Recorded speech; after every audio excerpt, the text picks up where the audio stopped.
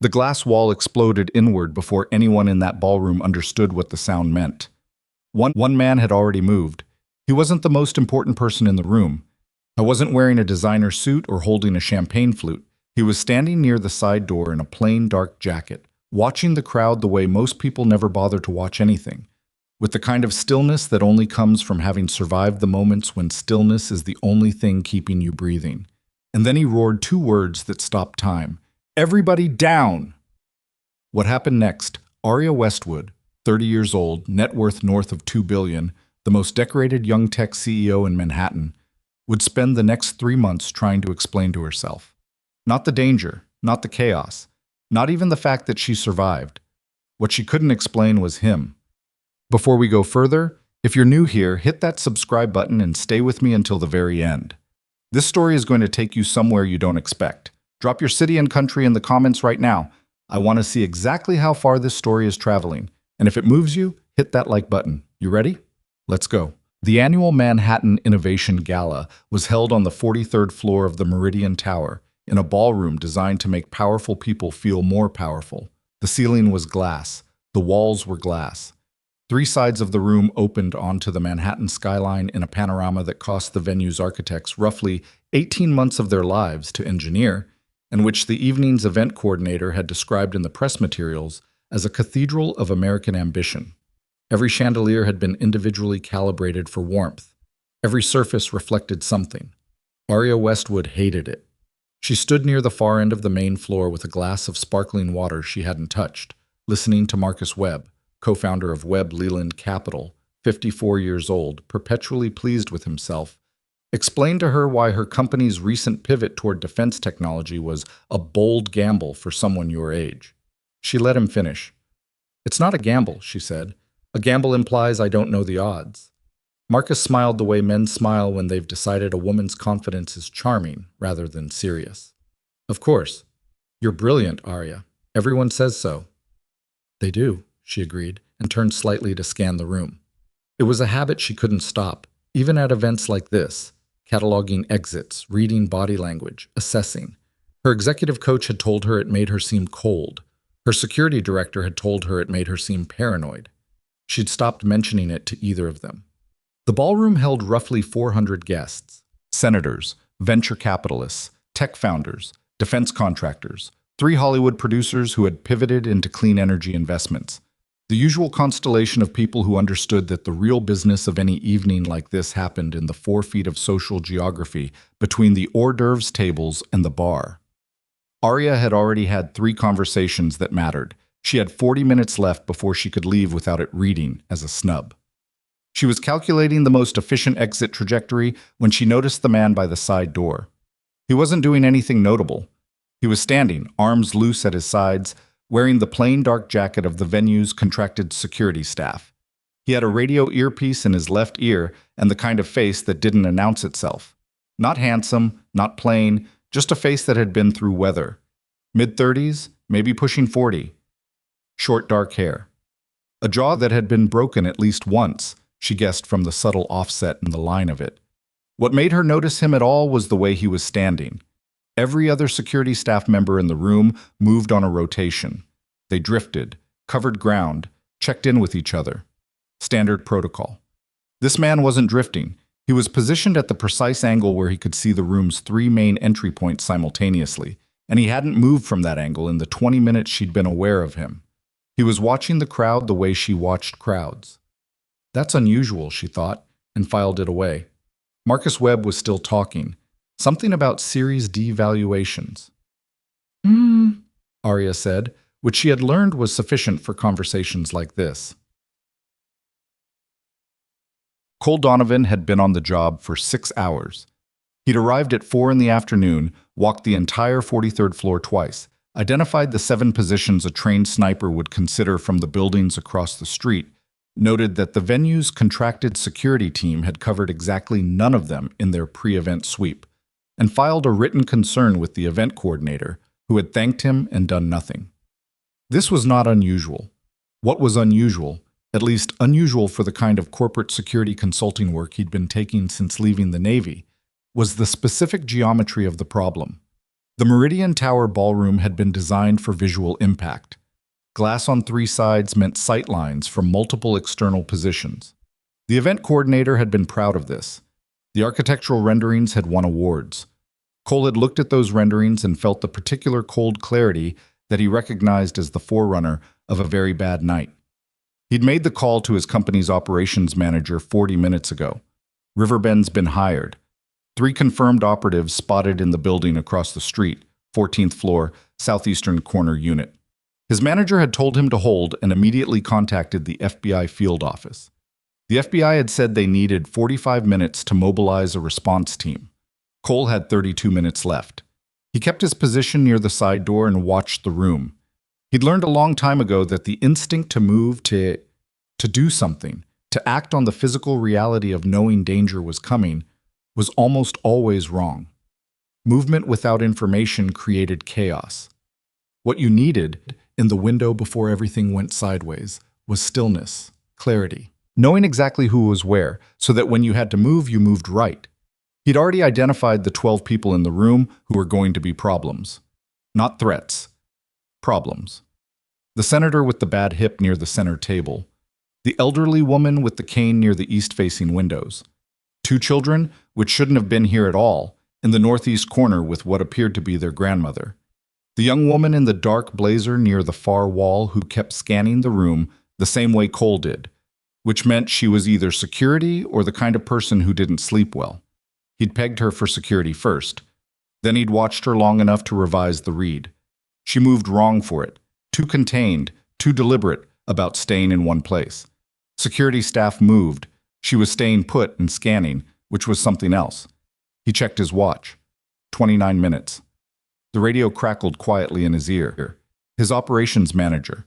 FBI's been pushed back. 70 minutes minimum. Cole, you may need to... And that was when the southeastern corner window shattered. The sound wasn't what anyone expected. Most people, hearing a rifle discharge from 240 yards away, don't immediately identify it as gunfire. They identify it as something wrong, a percussive wrongness that the brain scrambles to categorize while the body is already reacting. Cole's body had been reacting since before the sound finished.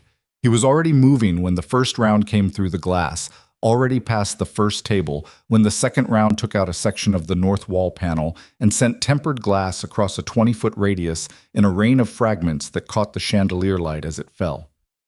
"Everybody down!" he shouted, and his voice, a voice that had commanded men in firefights in 3 countries, that had been heard over the sound of rotor wash and combat and things far worse than this, cut through the panic like a blade. People dropped. Not all of them. Not immediately. But enough. Cole moved through the room in the pattern he'd planned without consciously planning it. Not toward the doors, not toward the shooter's sight line, but across the diagonal of the room toward the cluster of people he'd already identified as the highest need targets. The elderly woman with the cane had gone down, but she was in the open, directly in the sight line of the southeastern window. Cole reached her in 4 seconds, hooked his arm around her, and moved her behind the bar in one continuous motion. "Stay down, stay flat, do not move," he said, and she nodded, her face white but her eyes steady. He had already triangulated the shooter's position and angle from the first 2 rounds. The third round, he knew before it came, was going to go north-northeast. He went south. The ballroom was screaming now, which was both a problem and a partial cover. Cole moved through the sound and the chaos with the kind of tunnel-narrow focus that people who have never been in that situation tend to romanticize and people who have tend never to describe. It wasn't calm. It wasn't superhuman. It was something much more specific than either of those things. It was the ability to shrink the entire world down to the next 3 seconds and be right about what those 3 seconds needed. He reached the 2 children and their grandmother in the northeast corner, got them moving toward the interior stairwell door that he'd unlocked during his pre-event sweep, anticipating this, and had them through it in under 90 seconds. He came back for the senator. And then, crossing the main floor at a run, he saw the woman in the dark blazer. She hadn't run. That was the thing that struck him as he covered the last 30 feet between them. She hadn't run, and she wasn't frozen either. She was crouched behind an overturned table, and she was looking at the window with an expression Cole had seen on the faces of a very specific kind of person. Not fear, not paralysis, but the particular furious concentration of someone who is trying very hard to understand what is happening so they can do something about it. She hadn't done anything yet, but she was calculating. He came in low, got his body between her and the sight line, and said, "Stay with me. Don't stop moving until I say stop." She looked at him. Their faces were about 12 inches apart. "Who are you?" she said. "Security. Move." "I'm not moving until I know—" "There are two shooters," Cole said, not unkindly, "and one of them just repositioned. We have about 15 seconds before the angle changes, and this table doesn't help you anymore. Move." She moved. He kept himself between her and the windows as he guided her across the floor toward the interior corridor.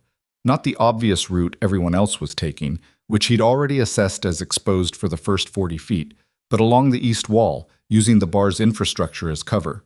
She matched his pace without being told to. She was fast. She didn't stumble. The fourth round came through the room when they were 6 feet from the corridor door. Cole took the impact of a glass fragment across the back of his right shoulder without breaking stride. He pushed her through the door first, came through after her, and pulled it shut. The stairwell was concrete and cold and loud with the sound of panicked guests moving downward. She turned to face him. "You're bleeding," she said. Her voice was steady. Impressive, given what her face was doing, which was cycling rapidly through several things, including something that was almost certainly fear that she was very determined not to let become fear. "It's superficial." He was already on the radio, directing the venue's remaining security staff toward the southeast exit to intercept and contain. His other hand was pressed flat against the stairwell door, monitoring vibration. "What's your name?" she asked. "Cole Donovan." He didn't look at her. "Yours?" A pause. Almost imperceptible, but he caught it, like she was deciding whether to be who she was in a stairwell in the middle of something like this. "Aria Westwood," she said. He recognized the name. He'd done enough reading about the event's guest list to know who she was. CEO of Westwood Technologies, the company that had just finalized a preliminary contract with the Department of Defense for a next-generation encryption architecture. The contract that 3 of the defense industry's larger legacy players had publicly opposed.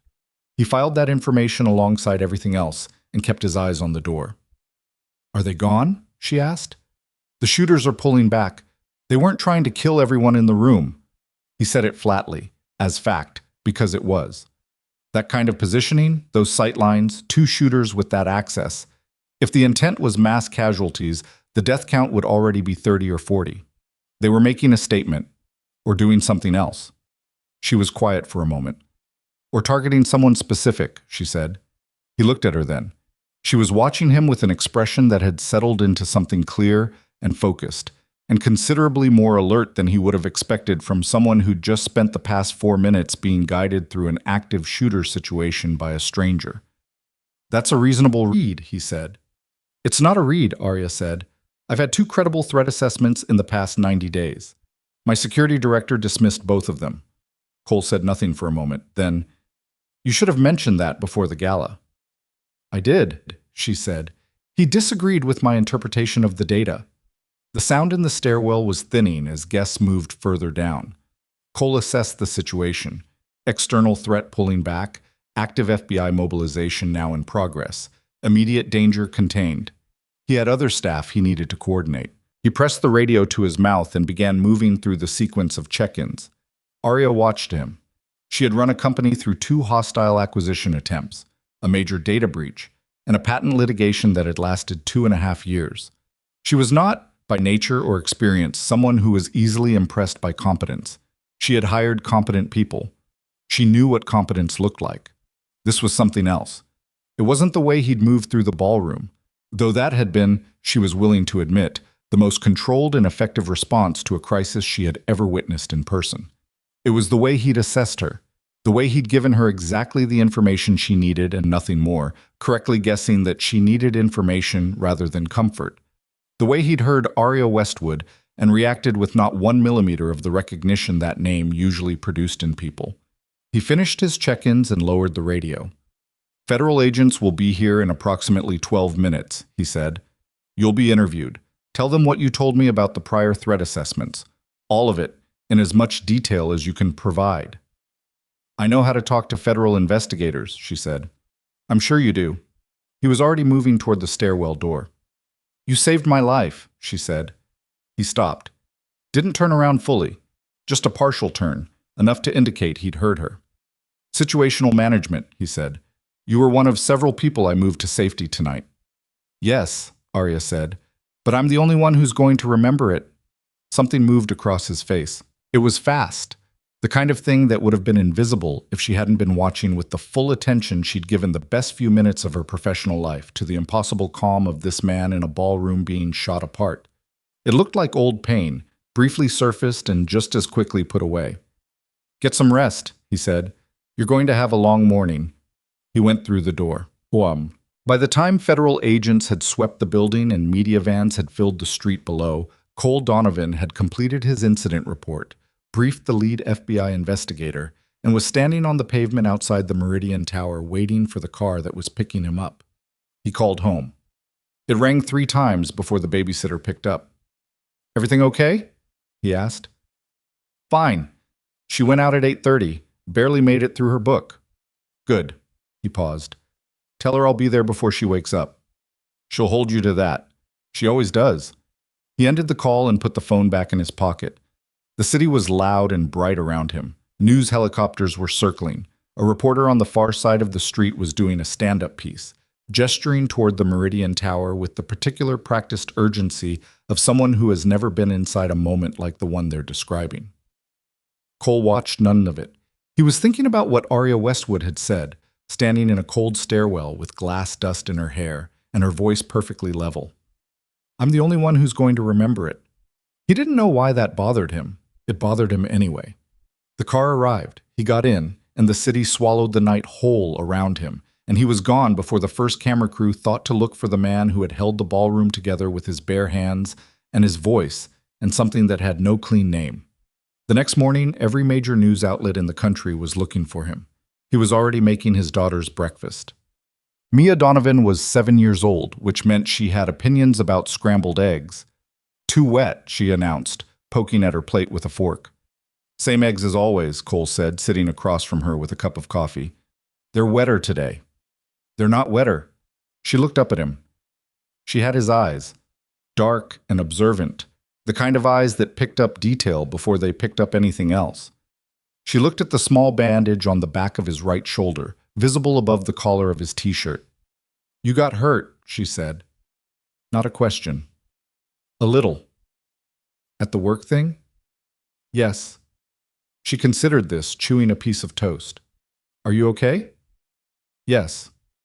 Another long study of his face. Whatever she found there seemed to satisfy her because she went back to her eggs. They're still too wet, she said. Cole wrapped both hands around his coffee and looked out the kitchen window at the small backyard where her bike leaned against the fence and her rain boots sat by the back door, and 3 of her drawings were taped crookedly to the inside of the glass, where she could see them from the yard. Somewhere across the city, federal investigators were beginning the process of dismantling whatever had happened at the Meridian Tower last night. His phone had 9 missed calls. His email had 47 unread messages. 2 of them were from media outlets.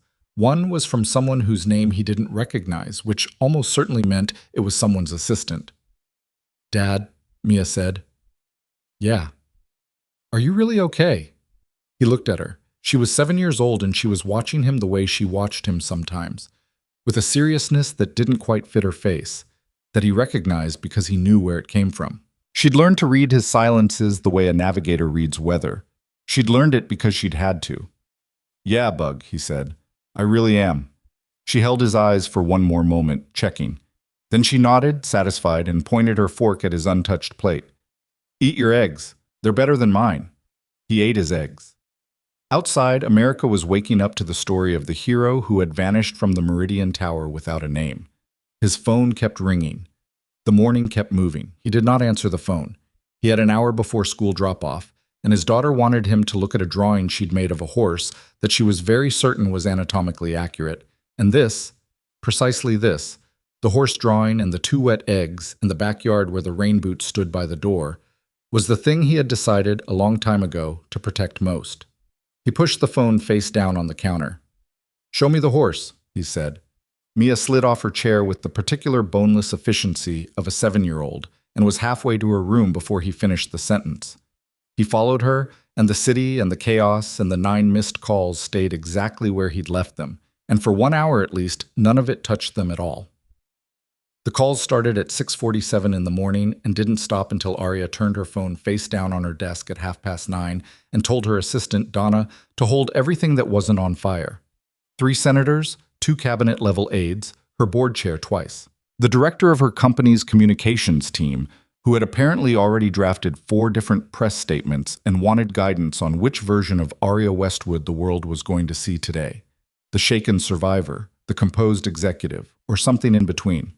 A reporter from the Journal who had somehow gotten her direct line and left a message that began, Ms. Westwood, as the only person publicly identified from last night's incident. Arya had deleted that one before it finished. The FBI had kept her until nearly 2 in the morning. Special Agent Dana Reeves, sharp, efficient, the kind of woman who took notes in a way that made you feel like every syllable was being weighed, had asked her the same questions from 7 different angles, which Arya understood was the point. She'd given them everything she had on the prior threat assessments. The reports her security director, Paul Garrett, had filed away.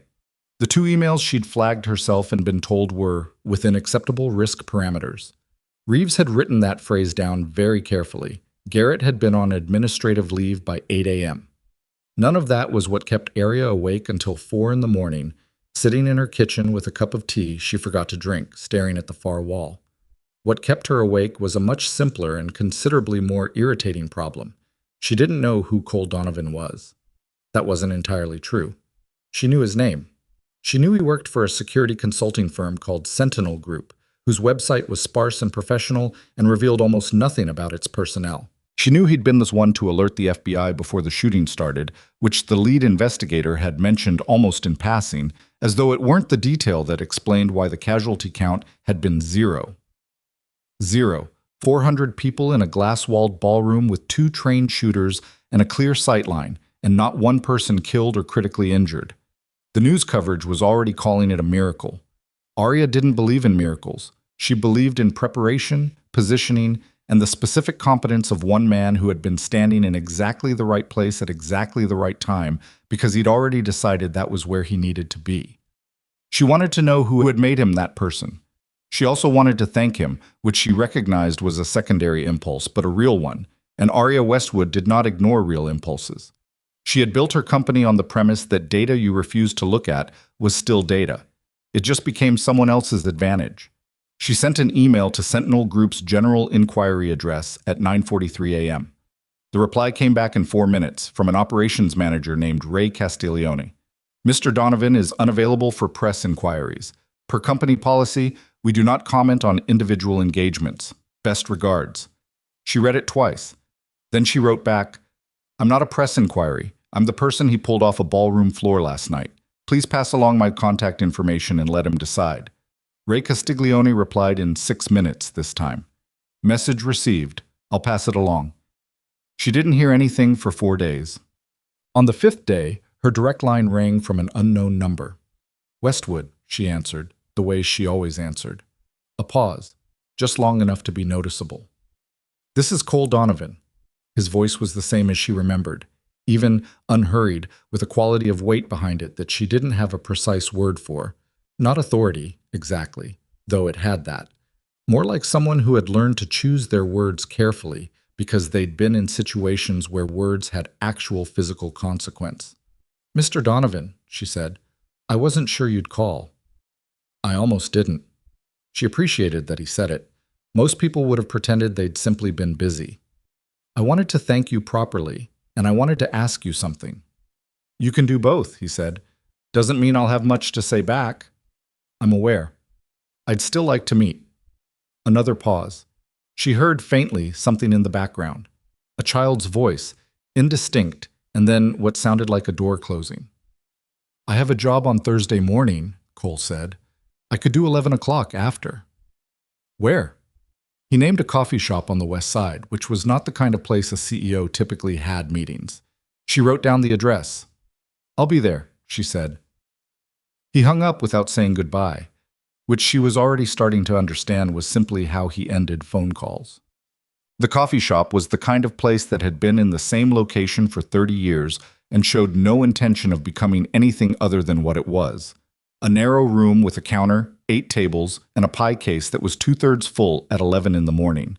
The coffee came in thick ceramic mugs, and the woman behind the counter clearly recognized Cole when he walked in because she had his order ready before he reached the register.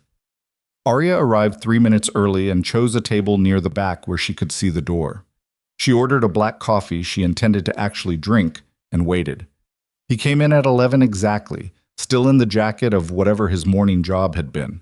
Dark, tactical cut canvas, one of the pockets slightly frayed at the corner. He looked different than he had at the gala. Less contained somehow, though that wasn't quite the right word. The gala had been a specific kind of environment, and he'd been in a specific kind of mode.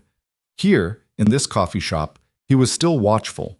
She could see it in the way he clocked the room when he entered, fast and complete, the way you'd never notice unless you were doing the same thing yourself. But there was something less coiled about the way he moved. He sat down across from her and wrapped both hands around the mug the woman at the counter had set on the table before he'd said a word. "Thank you for coming," Arya said. "You said you had something to ask." "I do. But first—" She paused, because she'd rehearsed this part, and the rehearsed version felt wrong now that she was sitting across from him. She scrapped it. "What you did at the gala saved my life, probably saved a lot of lives." "I don't use that kind of language loosely." Cole looked at his coffee. "You don't need to do this." "I know I don't. I'm doing it anyway." She waited until he looked up. "Thank you." He held her eyes for a moment. That same flash of something she'd caught in the stairwell, old and private, and not entirely comfortable to receive. "Okay," he said finally. "Okay," she agreed.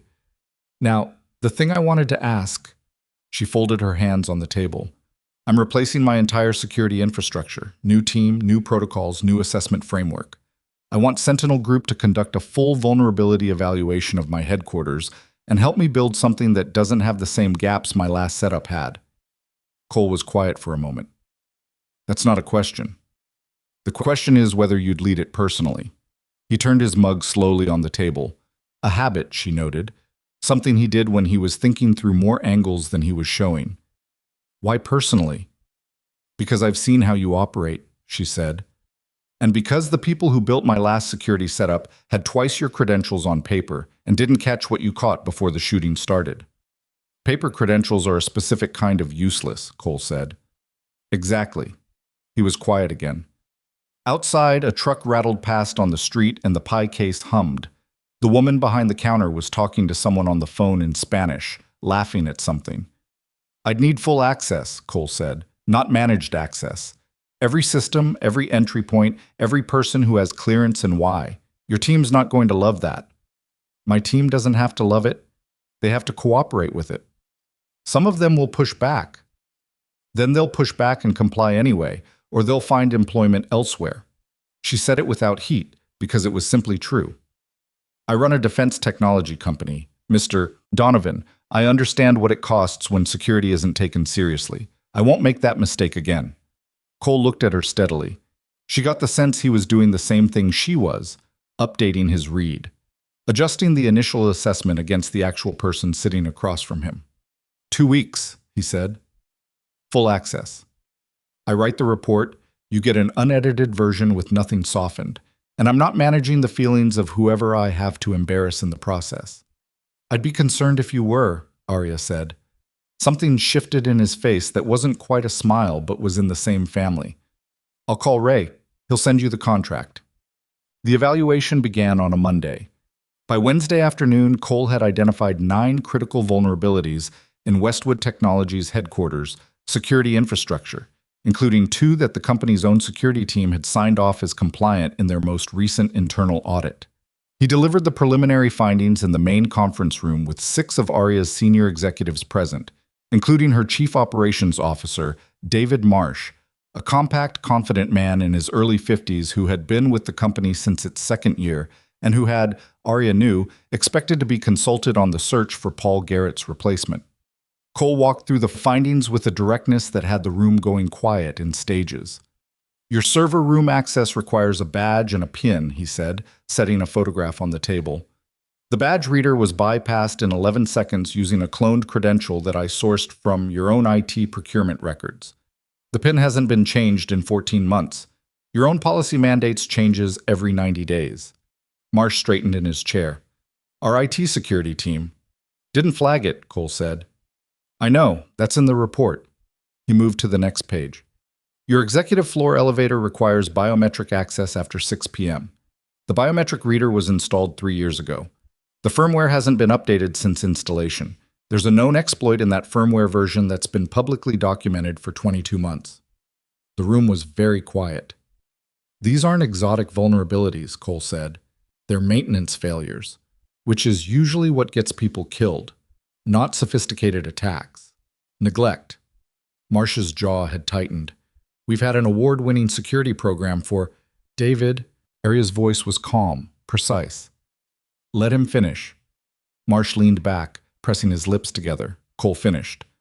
When he was done, the room sat with the specific silence of people who have just been shown a comprehensive accounting of their own failures and can't immediately argue with any of it. After the others filed out, Marsh lingered at the door.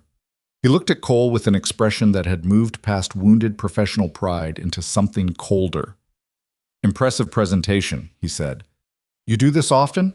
Walk into someone else's house and tell them everything that's wrong with it? Yes, Cole said. Marsh waited for more. There wasn't any. He left. Arya gathered the reports from the table without looking up. He's going to be difficult. I know. He's also very good at his job, which is the only reason that conversation went the way it did instead of worse. She glanced up. He'll come around. He doesn't like being wrong, but he's not the kind of man who lets pride cost him competence. Cole filed that away.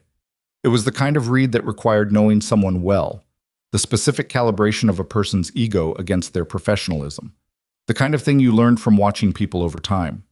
You've worked with him a long time, he said. 7 years. She stacked the reports. He was the second person I hired. She said it without sentimentality, but there was something underneath it. The texture of what it meant to have built a company alongside someone. The complicated loyalty of that. Cole understood complicated loyalty. He had his own version of it. He picked up his bag. The full report will be ready Friday, he said. After that, we need to talk about personnel. I know. She held the door for a moment. Can I ask you something? He paused. You called the FBI before the shooting started, she said. You'd already identified the threat, already positioned yourself, already had a plan. You were there as a contracted security consultant for a general venue event. Most people in that position would have called it in and waited. I did call it in, Cole said. And then you didn't wait. A beat.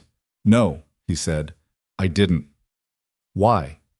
He looked at her. The question was direct and she meant it exactly as stated. Not as flattery, not as an attempt to draw something personal out of him. Just a real question from someone who actually wanted to understand the mechanics of a decision. Because waiting would have been wrong, he said. She nodded slowly. Not like that was the answer she'd expected, but like it was the answer that fit. Friday, he said, and left. She started digging on Thursday. Not because she'd planned to, or at least that was what she told herself. It began practically enough. She needed to understand the full background of anyone she was bringing into her company's security infrastructure at this level, standard due diligence. She started with the obvious sources: professional records, public filings, anything attached to Sentinel Group's registration. Cole had founded the company 4 years ago. Before that, 12 years of naval service. The service record was almost entirely redacted, which wasn't unusual for special operations personnel, but the extent of the redaction was. Entire deployments missing, commendations listed without context, a series of designations that she recognized as SEAL qualification indicators, and nothing after them but white space. She made a call to a contact at the Defense Department she'd worked with during the early stages of her company's government contract negotiations. He called her back in an hour. Cole Donovan, he said. Yeah, I know who that is. Why are you asking? He's consulting for me, security evaluation. A pause. He's good. Very good. Whatever he's charging you, it's probably less than he's worth.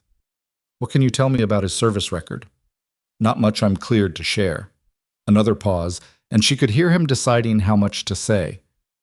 He led a SEAL team for the last 4 years of his service, Tier 1 operations, the kind of thing that doesn't get written down anywhere you can access.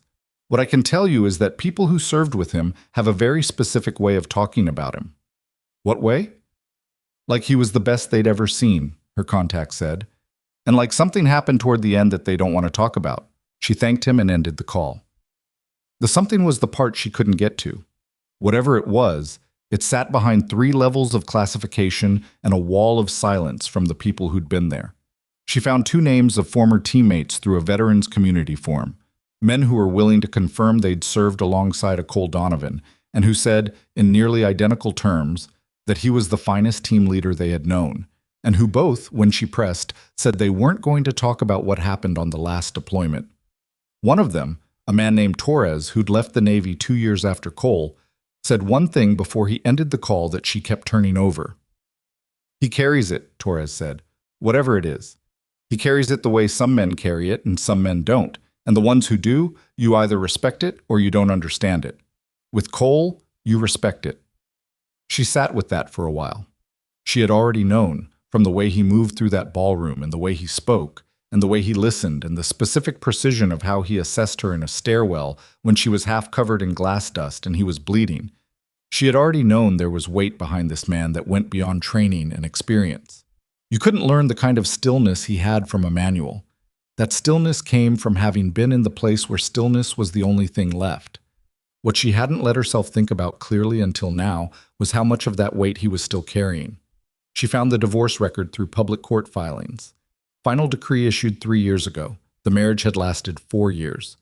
Cole had been given full physical custody of his daughter, Mia, age 4 at the time of the proceedings. She didn't dig further into it. There was a line she didn't want to cross, and reading the specifics of a custody case felt like it was on the wrong side of that line. She closed the tab. What she sat with instead was the arithmetic of it. A man who had come back from 12 years of something he couldn't talk about, lost his marriage, and was now raising a 7-year-old daughter alone in what she imagined was a not large apartment somewhere in the city, taking security consulting contracts and making scrambled eggs, and looking at horse drawings. She understood, in the abstract, what that kind of life required. The relentless logistics of single parenthood that never stopped, the school calendars and the babysitters and the sick days and the homework, and the specific terrible weight of being the only adult in the house when your kid woke up at 3 in the morning with a nightmare. She understood it in the abstract because she'd watched her mother do it. Her father had left when Arya was 9. Her mother had worked 2 jobs for 6 years to keep them in the same apartment, and had never, in Arya's memory, complained about it in a way she meant her daughter to hear. What Arya had learned from watching that, what she'd never said out loud to anyone, was that the people who kept going without asking to be noticed were doing the hardest work there was. She picked up her pen and put it back down again. She was not building a profile of Cole Donovan for personal reasons. She was doing due diligence on a security consultant. That was the framework she intended to maintain. She went back to the professional records and noted, with careful professional neutrality, that the man had not applied for a single public commendation in 4 years of civilian work, had no social media presence of any kind, had turned down at least 2 higher-profile corporate security positions that she could identify through industry contacts, and had given one interview, to a small veterans publication 2 years ago, in which he had spoken entirely about his firm's work with other veterans and said nothing whatsoever about himself. The journalist who'd written the piece had noted, at the end, that Donovan had arrived 20 minutes early and left the moment the interview was finished.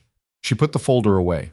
She had a company to run, a security infrastructure to rebuild, and 17 other things requiring her attention before the end of the day.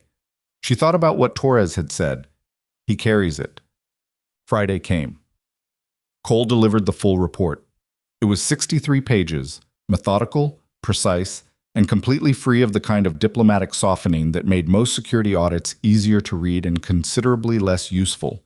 He had noted every failing without qualification and had included, alongside each vulnerability, a specific remediation protocol and a realistic timeline. It was, objectively, the most useful security document Arya had ever read. She told him so. "There's one more thing," Cole said. They were in her office, the city spread below the windows in the flat November light. "Personnel." "Go ahead." You have 3 people on your access credential list who haven't been re-vetted in over 2 years. One of them is a contractor whose parent company changed ownership 14 months ago. You don't know who owns it now. Arya was quiet for a moment. That would have been flagged in a standard compliance review. Your last compliance review was 18 months ago. She looked at the report. Who handles scheduling the compliance cycle? According to your org chart, that responsibility sits with the head of security operations. He paused. Who was Paul Garrett? She closed the report. I see. There's more, Cole said. But I want to say something first. She looked at him. The problems in your security setup aren't primarily technical, he said. The technical failures are real and they need to be fixed. But you had a culture problem. People stopped questioning the system because the system looked expensive and professional, and no one wanted to be the person who said it wasn't working. He wasn't accusatory about it. He said it the way he said everything, as observed fact. That's harder to fix than firmware. I know, she said. You're going to need to build something where people can flag problems without it feeling like career risk. I know that too. He nodded. Okay. He reached for his bag. Cole. He stopped. She had used his first name, which she hadn't done before. She noticed him notice it. I'd like to retain Sentinel Group on an ongoing basis, she said. Not just the evaluation, ongoing security consultation and training. I want you building the new framework, not just diagnosing the old one. He was still for a moment. That same rotation of thought she'd seen before, the angles being worked through behind a face that gave away very little. That's a significant commitment, he said. I'm aware. I don't make significant commitments casually. It would mean my team is embedded in your operation. That creates a dependency you can't easily undo. Or it creates a functional security program that my people actually understand and can maintain. She met his eyes. I watched you work this week. You're not building something people have to take on faith. You explain the reasoning. You show the logic. That's not what my team is used to, but it's what they need. She paused. My company has a defense technology contract worth $340 million. I need to be able to tell the Department of Defense with a straight face that my infrastructure is secure. Right now I can't do that. You're the person who can get me there. Cole looked at her for a long moment. I need to think about it, he said. Take the weekend, she said. But I should tell you, I'm going to ask again on Monday, so the thinking might as well be thorough. He picked up his bag. At the door, he turned back, and there was something in his face she hadn't quite seen before. Not warmth exactly, but something adjacent to it. Like something had moved slightly off-center in the particular wall he maintained between himself and whatever he was deciding about her. The horse drawings, he said, which made no sense at all in context. She blinked. I'm sorry? He shook his head, something small and private crossing his face. Nothing. Have a good weekend. He left, and Arya sat with 63 pages of the most honest assessment she had ever received and the lingering, completely inexplicable mention of horse drawings, and felt, for the first time in a week that had included an assassination attempt and a federal investigation and 17 hours of depositions, something that was almost, if she was going to be honest about it, close to curious. Not about the horse drawings, about the man. She hadn't let herself say that clearly until just now. She sat with it for approximately 10 seconds, which was long enough to acknowledge it was real and file it under things to address at a later and more appropriate time. Then she picked up the report and started reading from page 1. She had a company to protect. Cole called on Monday morning at 8:53, which was 7 minutes before Arya had planned to call him. I'll take the contract, he said. No preamble. Good, she said. Ray can work out the terms with Donna this week. There's a condition. Tell me. I run the training program my way. Your executives sit in the same room as your facilities staff. No tiered sessions based on seniority. Everyone learns the same protocols, and everyone gets tested the same way. She'd expected pushback on budget, on timeline, on access, not on org chart hierarchy. That's going to create some friction. Yes, David Marsh is going to hate it. Probably. She looked out the window at the November sky, flat and gray and going nowhere. All right, she said. Your way. He hung up. 7 minutes before she would have called. She smiled at the window for a moment and then went back to work. The next 6 weeks were the most structured and also the most unexpectedly complicated of Arya's professional life, which was saying something, given that her professional life had included a hostile takeover attempt at 27 and a product launch that had broken 3 different federal agencies' servers simultaneously. Kolo brought in 2 members of his team, a former Army intelligence analyst named Priya Sood and a cybersecurity specialist named Marcus Taft, who looked about 25 and spoke in the specific clipped shorthand of someone whose primary social environment was servers and code. Together, they dismantled Westwood Technologies' security infrastructure at a level that made Arya's senior team visibly uncomfortable and rebuilt it with a methodical patience that she found watching from a distance, almost meditative. Cole himself was in the building 4 days a week. He ran the personnel training sessions exactly as he'd said he would. No hierarchy, everyone in the same room, executives and facilities managers and administrative staff sitting in folding chairs in the ground floor conference space while Cole walked them through threat identification, protocol compliance, and the specific psychology of complacency. His delivery was dry and unsparing and occasionally made people laugh, which surprised Arya the first time it happened. She stood in the back of the room watching him field a question from one of her research department managers, a nervous, careful man named Philip, who was constitutionally incapable of not raising his hand, and realized she was watching someone who had figured out how to teach without condescending to. He didn't dumb things down. He translated them. There was a difference, and the people in that room felt it. David Marsh sat in the 3rd row with his arms crossed for the first week. By the second, his arms were uncrossed. By the third, he was asking the best questions in the room. Arya didn't mention this to Cole. She was pretty sure he'd already noticed. What changed between them happened slowly enough that she could have convinced herself it wasn't happening, which she did, with some success, for about 3 weeks. It started with the long evenings. The nature of the security rebuild meant there were nights when they were both still in the building at 8 or 9 o'clock, Cole reviewing system logs with Priya and Arya going through the intelligence summaries that had become part of her new protocol. She read every threat assessment herself now, flagged anything that needed attention, never again delegated the actual reading of the data to someone else's interpretation. On those nights, they fell into a habit she hadn't planned. He'd appear in the doorway of her office, jacket off by then, rolled sleeves, a manila folder or a tablet in one hand. "You have a minute?" And she'd push back from her desk and they'd work through whatever needed working through, sitting across from each other at the small conference table by her window, the city doing what it always did outside. They talked about the work. And then, somewhere in those conversations, they began to talk around the edges of other things. It started one night in the 4th week when he mentioned Mia. Not deliberately. It was incidental, a reference to why he couldn't take an 8 o'clock call on Thursdays, because Thursday evenings were non-negotiable. "What happens Thursday evenings?" she asked. "Mia has a thing." He said it like she'd know what that meant. "What kind of thing?" He looked slightly uncomfortable, which was the first time she'd seen that particular expression on him. "A class. Art, technically. It's at the community center near the school. She started in September." He paused. "She's not good at it." Arya kept her face level. "She's 7. "I know. She's also very confident about it, which is the part that's going to be a problem." He said it with the flatness of someone describing a structural integrity issue, but underneath it was something she recognized. The helpless specific affection of a parent watching their kid be completely and earnestly wrong about something. "My mother tells a story," Arya said, "about a period when I was 8 and convinced I could be a professional ice skater. I had never been ice skating." Cole looked at her. "What happened?" "I went ice skating. I fell down. I informed my mother that the ice was defective." She paused. "She still tells that story at dinner parties."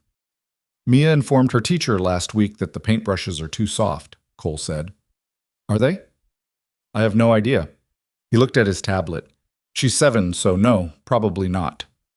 They were quiet for a moment, the kind of quiet that had started to feel different from the early professional silences between them. Less guarded, more textured. "You took the full custody agreement," Arya said. She hadn't planned to say it. She said it anyway. Cole looked up slowly. "I looked into your background," she said. "Thoroughly. I should tell you that rather than let you find out some other way." "I know," he said. "I would have done the same." "I didn't read the custody details. I saw that it existed and I stopped." He looked at his hands on the table for a moment. "Her mother left when Mia was 3. It wasn't anyone being a villain. She wasn't built for the life. The deployments, the uncertainty. She tried for a long time. He said it carefully, like someone who had practiced being fair about something that had not been fair to him. By the time I was out of the Navy, she'd already moved to Portland. New relationship. She sees Mia twice a year. I'm sorry, Arya said. Mia's okay, he said, which wasn't quite the same thing as saying he was okay, and he seemed to know that because he added, I'm mostly okay with it now. Mostly. She let that sit. What happened on your last deployment? She asked.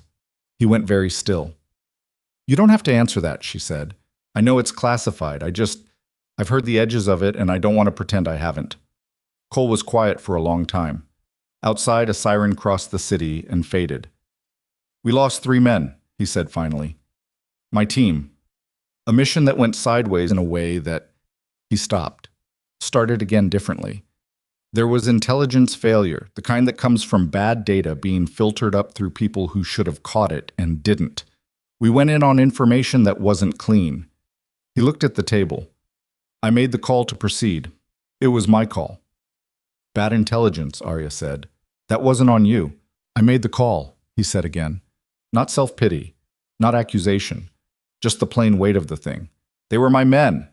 I was the one who said go. Whatever the intelligence situation was, at the end of the night they didn't come home and I did. She didn't say anything.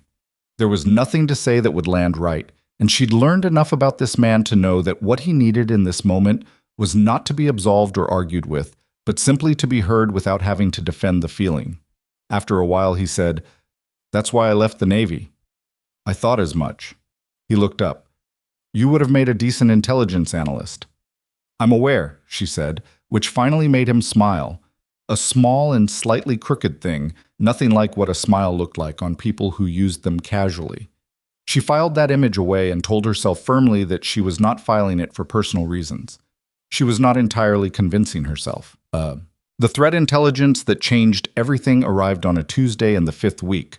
Priya brought it to Arya's office at 7 in the morning before most of the building was staffed, and set a printed document on the desk with an expression that had resolved into the careful blankness of someone who had already done their own alarmed reaction privately and was now in professional mode.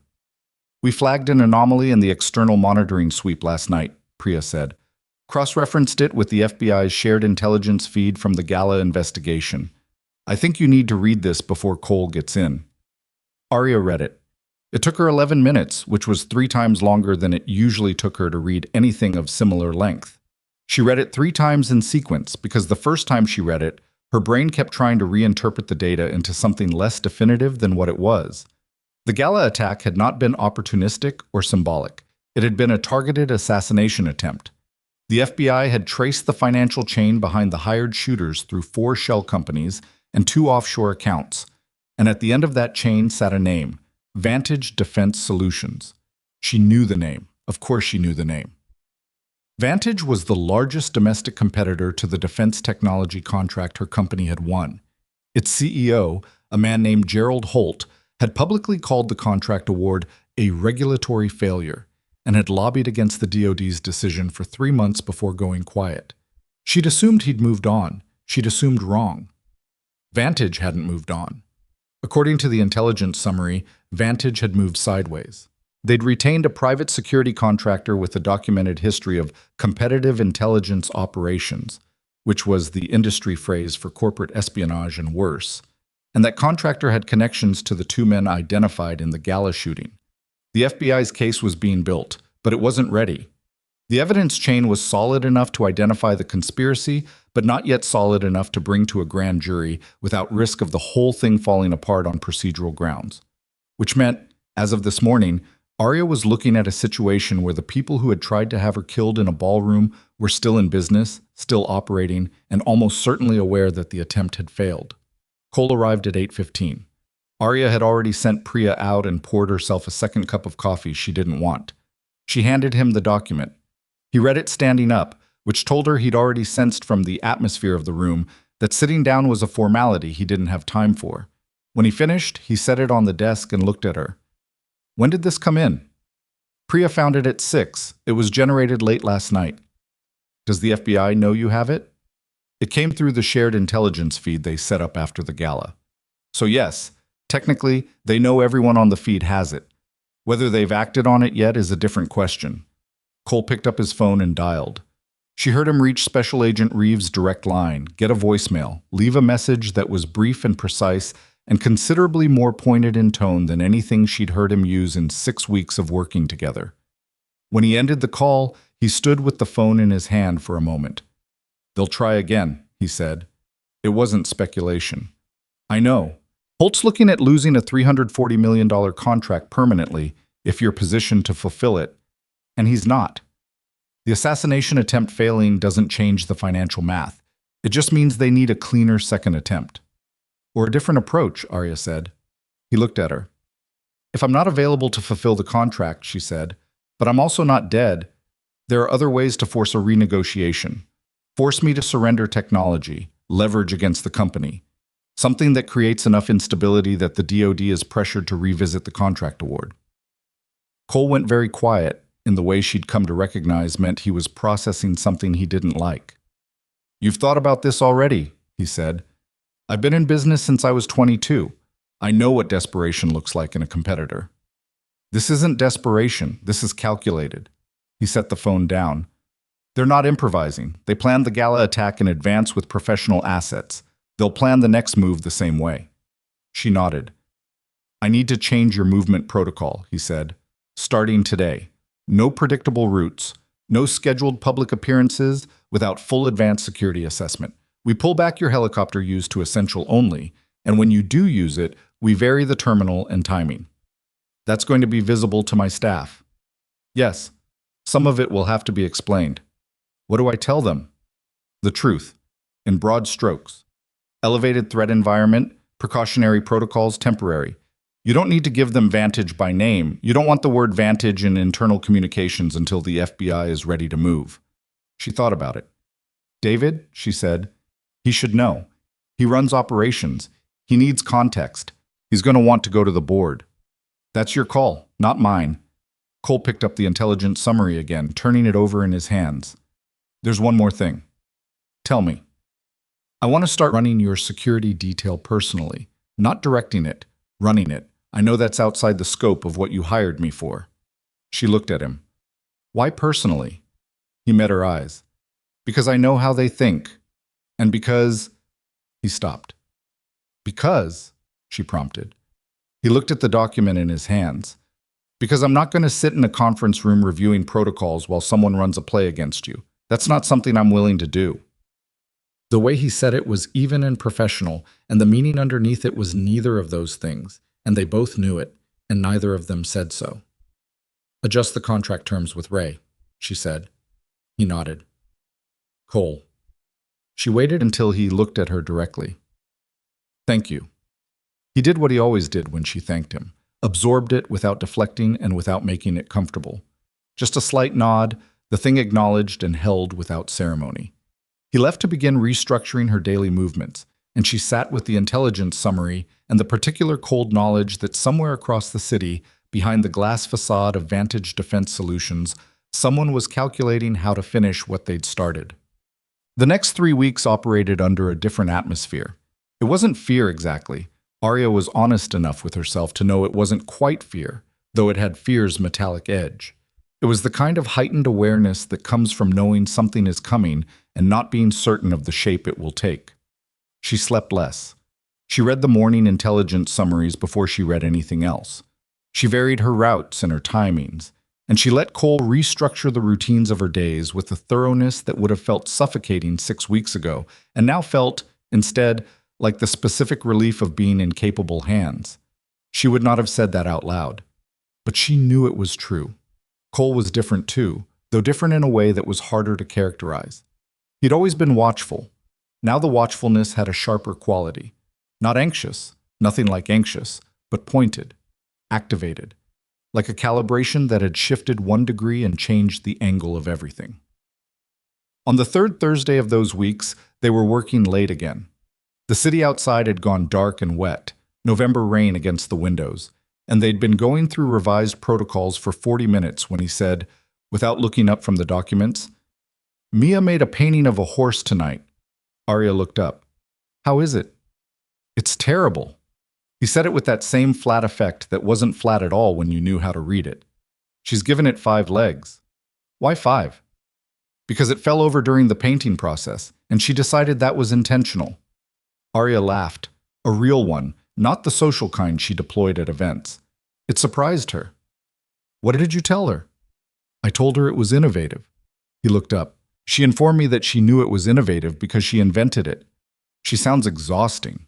She really is, he said with the warmth of someone for whom exhausting was synonymous with everything worth having.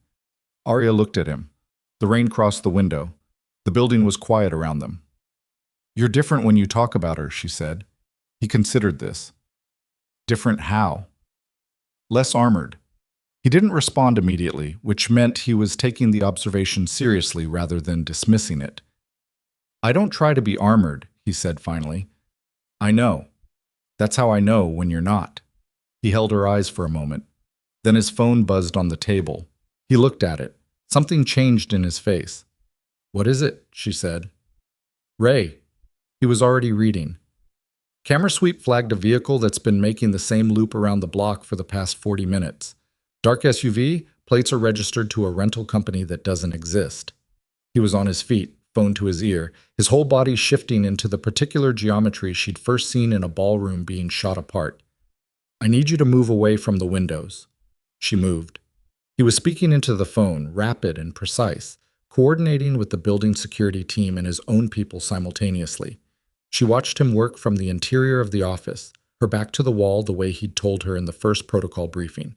If you can't be at the exit, be at the wall, and felt the temperature of the room change in a way she couldn't quite name. He ended the call. Building security is doing an exterior sweep. My team has eyes on the vehicle. He looked at her. It's probably nothing. But possibly not nothing. Possibly not nothing, he agreed.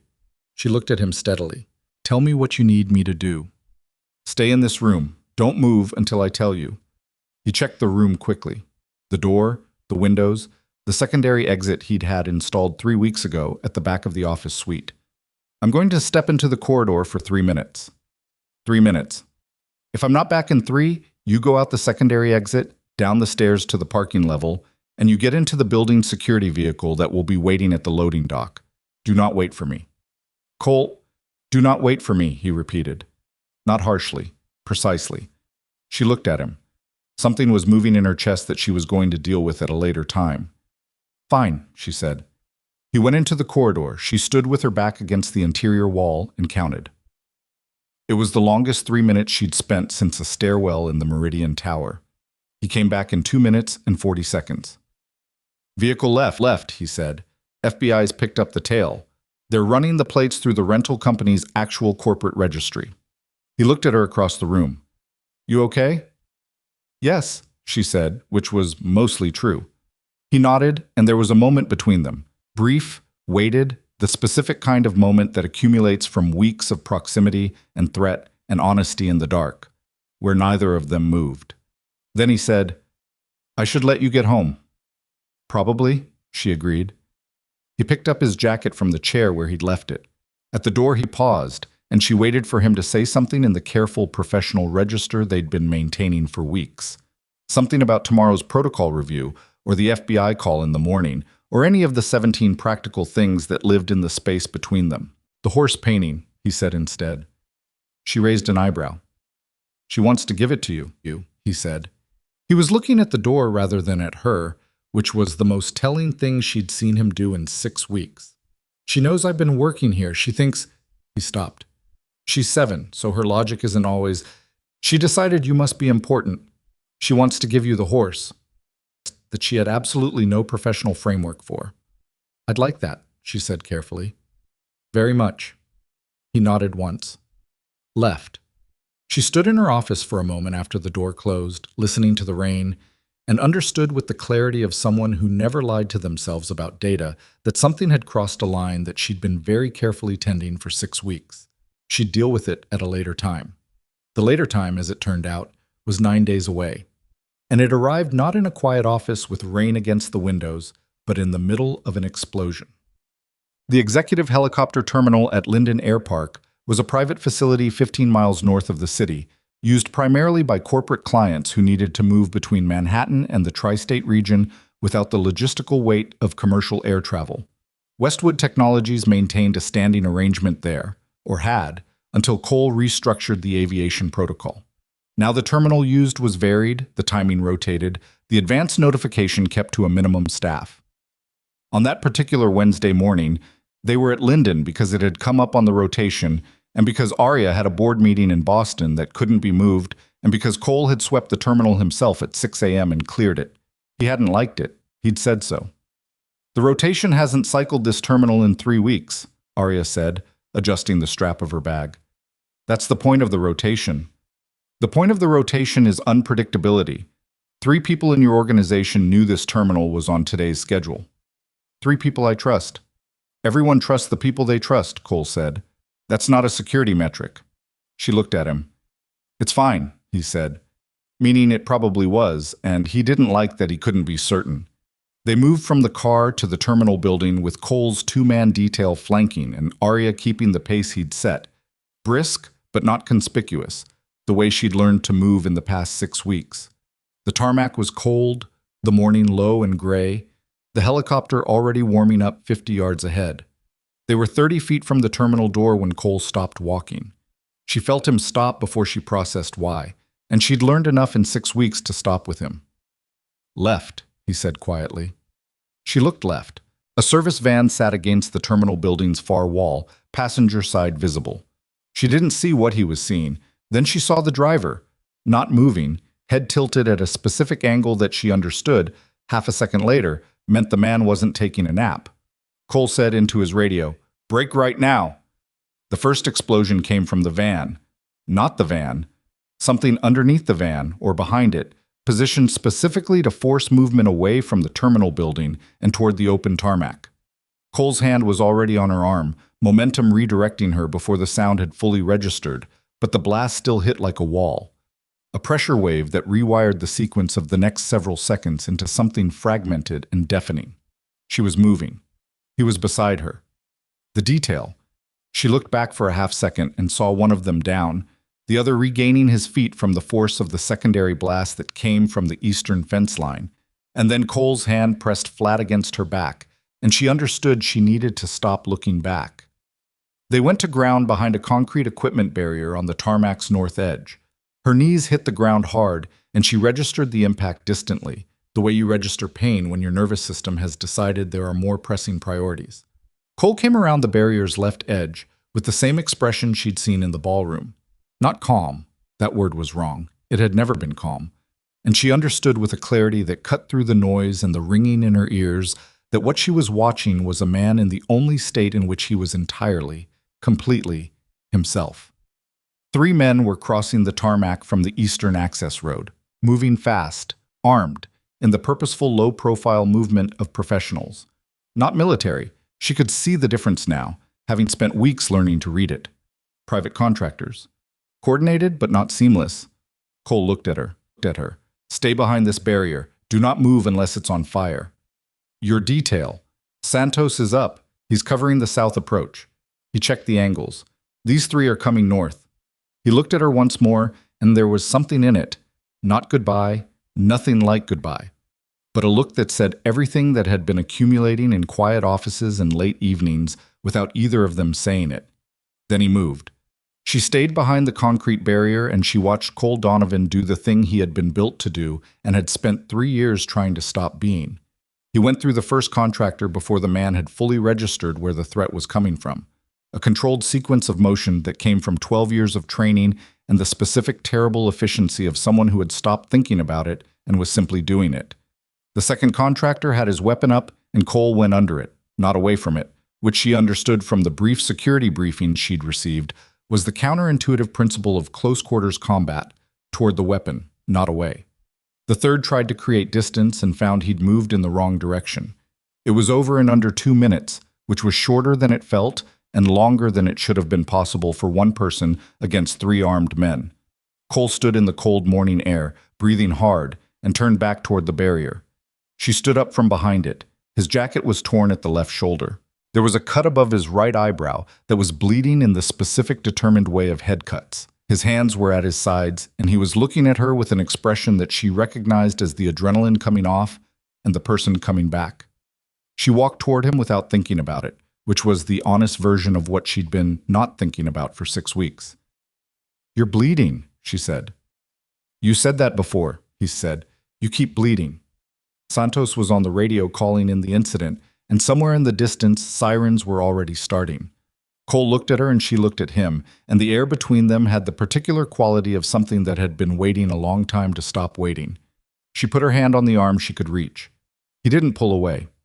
They stood on the cold tarmac with the sound of approaching sirens and the smell of the blast still in the air, and it was nothing like what either of them would have chosen for the moment. But there it was. "The board meeting," she said finally. "You're not going to Boston today," Cole said. "No," she agreed. "I'm not." He looked down at her hand on his arm. He turned his hand over so her hand was in his, and he held it the way someone holds something they're not sure they're allowed to have yet. The sirens got closer. Federal agents arrived in 11 minutes. By then, Cole had already identified the tactical pattern of the assault, confirmed the attacker's affiliation through communications equipment recovered from the contractors, and filed the first preliminary report to Special Agent Reeves. The pattern pointed directly to Vantage Defense Solutions. This time, the evidence chain was unambiguous. And this time, everyone understood there was nothing preliminary about what was coming next. Part 4. Lưu ý, viết đủ 5 từ liên kết liên mạch với các phần trước trong câu chuyện, pha hội thoại tạo thành một câu chuyện liền mạch khi ghép lại. Mỗi phần liền mạch với phần trước không giới thiệu lại câu chuyện ở đầu phần mới. Liên kết các phần của câu chuyện một cách liên mạch, sử dụng câu chuyện tiếp giữa các phần. Duy trì chủ đề, tránh ngắt quãng đột ngột, không sử dụng gạch đầu dòng hoặc tiêu đề phụ, phong cách kể chuyện Mỹ, Hoa Kỳ, giống văn giàu cảm xúc.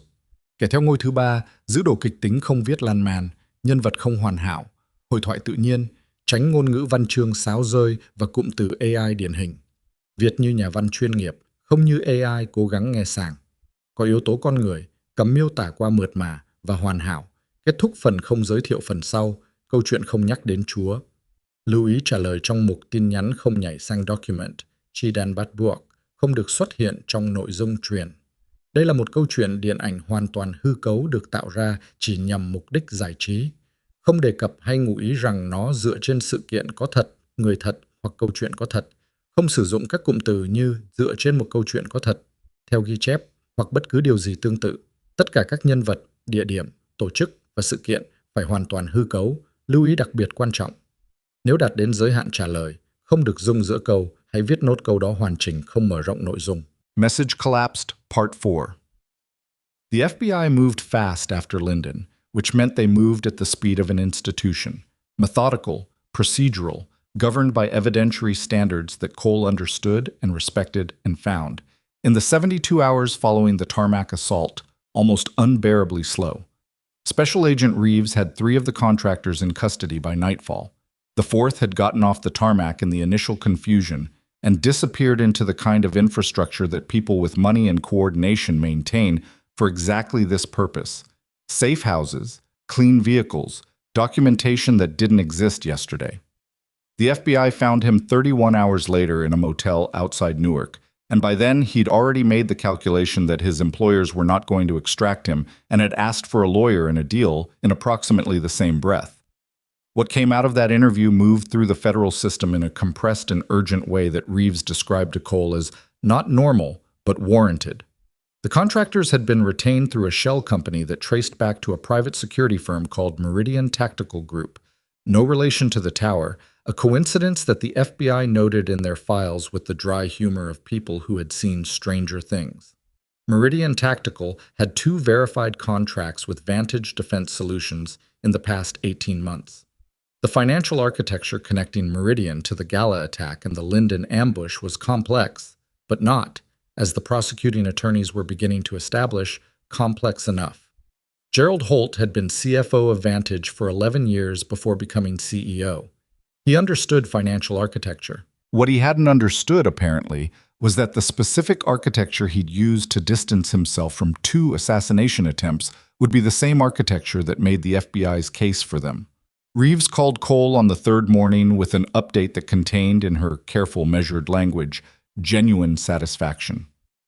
We're building the full indictment. The grand jury timeline is being accelerated.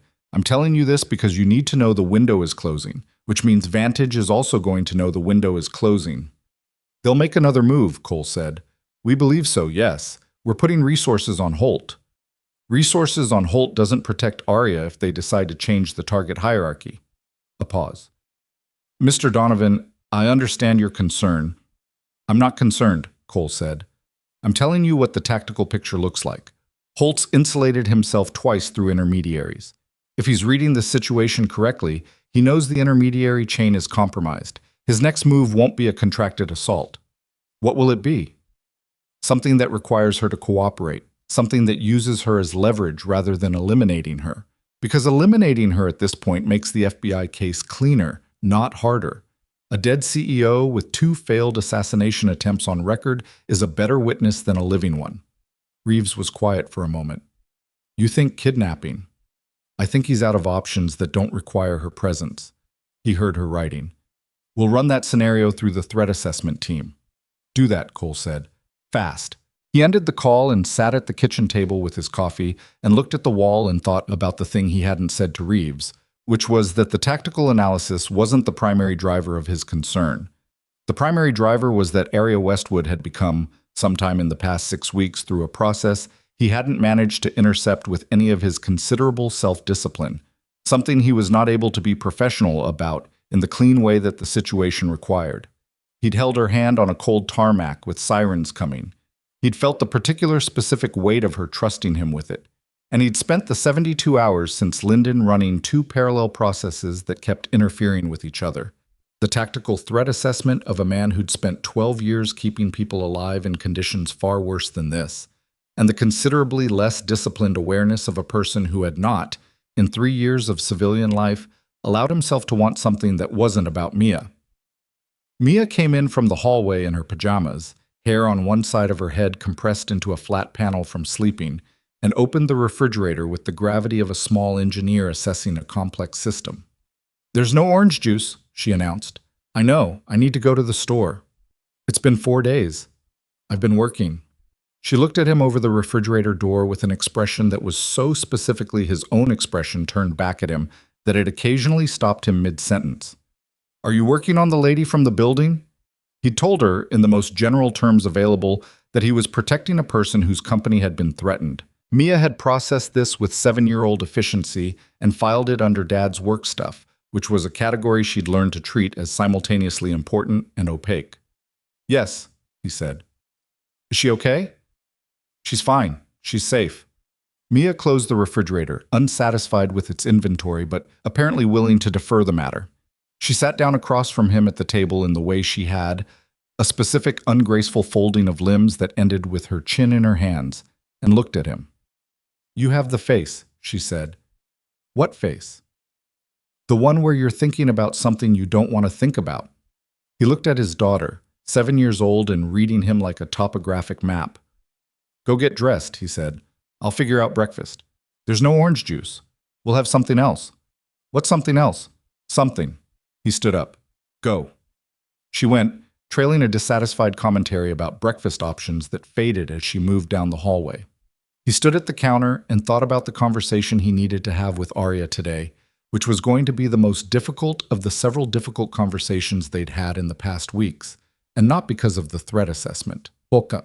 He picked up Arya from the secure location they'd moved her to after Lyndon, a company-owned apartment in a building with controlled access and a security desk that Cole had personally briefed at 8 in the morning. She was ready when he arrived, which she always was.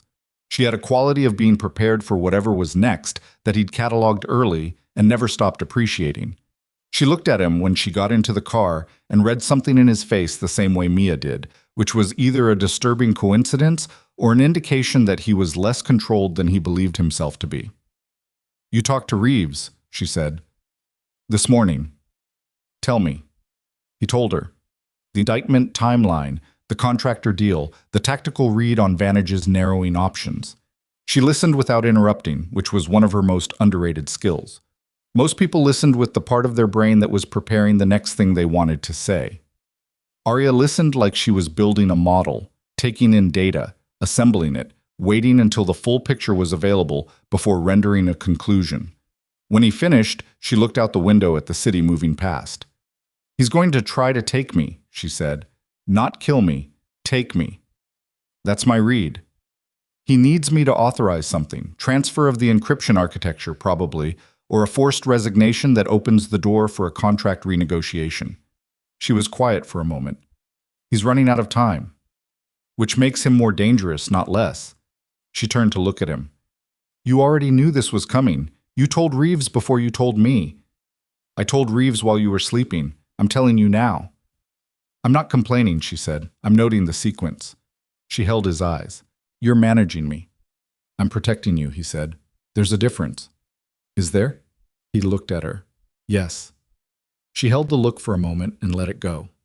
"All right, what's the new protocol?" "You don't go anywhere without me physically present. Not Priya, not Santos, not the building security team. Me. That's not sustainable long-term." "It doesn't have to be long-term. It has to be until the FBI is ready to move on Holt, which Reeves estimates is 8 to 12 days. He turned onto the avenue that ran past her building. "Can you work from the secured location for that period?" "I can do 3 days from the secured location. After that, I need to be in the office. I have a DoD review meeting that can't be conducted remotely. The classification protocols require a certified SCIF, and the one at my headquarters is the only one in the picture." Cole thought about it. "We run a full advanced sweep of the building the morning of. Controlled access list cleared by me personally. Duration of the meeting is bracketed, everyone in and everyone out on a timeline I set. And between now and then? You work from the secured location. I'm there, or Santos is there. Nothing moves without my clearance." He paused. "I also need you to give me the full list of people who knew about the Linden terminal rotation." She looked at him quickly. "We had 4 people on that list," he said. "The terminal was swept clean at 6 a.m. By the time we arrived, there was a positioned van with a driver who was dead and a coordinated 3-person assault team on a 15-minute approach. They knew we were coming." Arya was quiet. "Someone on that list?" Cole said. "Or someone connected to someone on that list?" "I know the 4 people," she said. "I know you do. That's why this is hard." She looked out the window again. He could see her going through it, the same process he'd watched her apply to every difficult truth in the past 6 weeks, not avoiding it, walking straight at it. "Donna," she said. "My assistant Donna, David Marsh, my aviation coordinator James Pelly, and you." "Right." "Not Donna," she said, "not David." "Tell me about Pelly." She thought about it with the care of someone who didn't want to be unfair. "He's been with the company 4 years. Good at the job. Quiet. He had a brother who worked for a defense contractor that Vantage acquired 2 years ago. The brother lost his position in the acquisition. I knew about it when I hired James. It didn't seem relevant. It's potentially relevant now." "I know." She said it like the words had weight. "What do you need?" "I need you to not tell him about any movement or location until I give you clearance to do so. Can you do that without tipping him?" "Yes." Aviation coordination goes through Donna, and Donna can route around him without explanation. She paused. "If it's him, Cole..." "We don't know that it's him." "If it is..." "Then it's him, and we deal with it, and you didn't cause it. People make their own decisions." She nodded slowly. He could see that she half believed him and half was going to carry it anyway, because that was how she was built. She took responsibility for her environment the way he took responsibility for his team, and the logical fact that other people's choices weren't her fault didn't fully interrupt the feeling that they were. He recognized that feeling. He'd been living with a version of it for 3 years. "Hey," he said. She looked at him. "You didn't cause this," he said again more directly. She held his eyes for a moment. "I know," she said, in the tone of someone who knew it intellectually and was working on the rest. The call came 37 hours later, at 11:19 at night. Arya's direct line. Unknown number. She picked up because she'd been trained in the past 6 weeks to pick up unknown numbers rather than let them go to voicemail, on the theory that the information in a call was always better than the information in a message someone had time to craft. Cole was in the adjacent room of the secured apartment, running through the next day's logistics with Santos. He heard her answer. He heard the 3 seconds of silence that followed. Then he heard her voice change. Not dramatically, a half-tone shift, the same flattening she deployed when she was controlling a reaction. He was through the doorway before she'd spoken a second sentence. She looked at him and moved the phone slightly from her ear so he could hear. A man's voice, controlled, businesslike, with the particular texture of someone who had rehearsed this call. Ms. Westwood, I want to be very clear that this is a business conversation. No one needs to be harmed. What we need is a conversation about the terms of your company's current contractual obligations, and we need it in person. Who is this? Arya said. The name isn't important. What's important is that we have something you're going to want to discuss in private. We'll send you an address. You'll come alone. You'll have 2 hours to make this decision. Cole held out his hand. She put the phone in it. She's not going anywhere, Cole said. A pause. Then, with a shift in tone that confirmed what he needed to confirm, that this was not a negotiation, that it had never been a negotiation. Mr. Donovan, we know who you are. We also know about the daughter. I'd encourage you to think carefully about how you want this resolved. Cole looked at Arya. Her face had gone completely still. He said into the phone, with a steadiness that was not the absence of what he was feeling, but the very deliberate placement of it somewhere it couldn't interfere. I'm going to give you one opportunity to walk away from this. What you just said is now part of a recorded federal investigation. The window between that call and federal agents arriving at your location is closing faster than you think. Silence.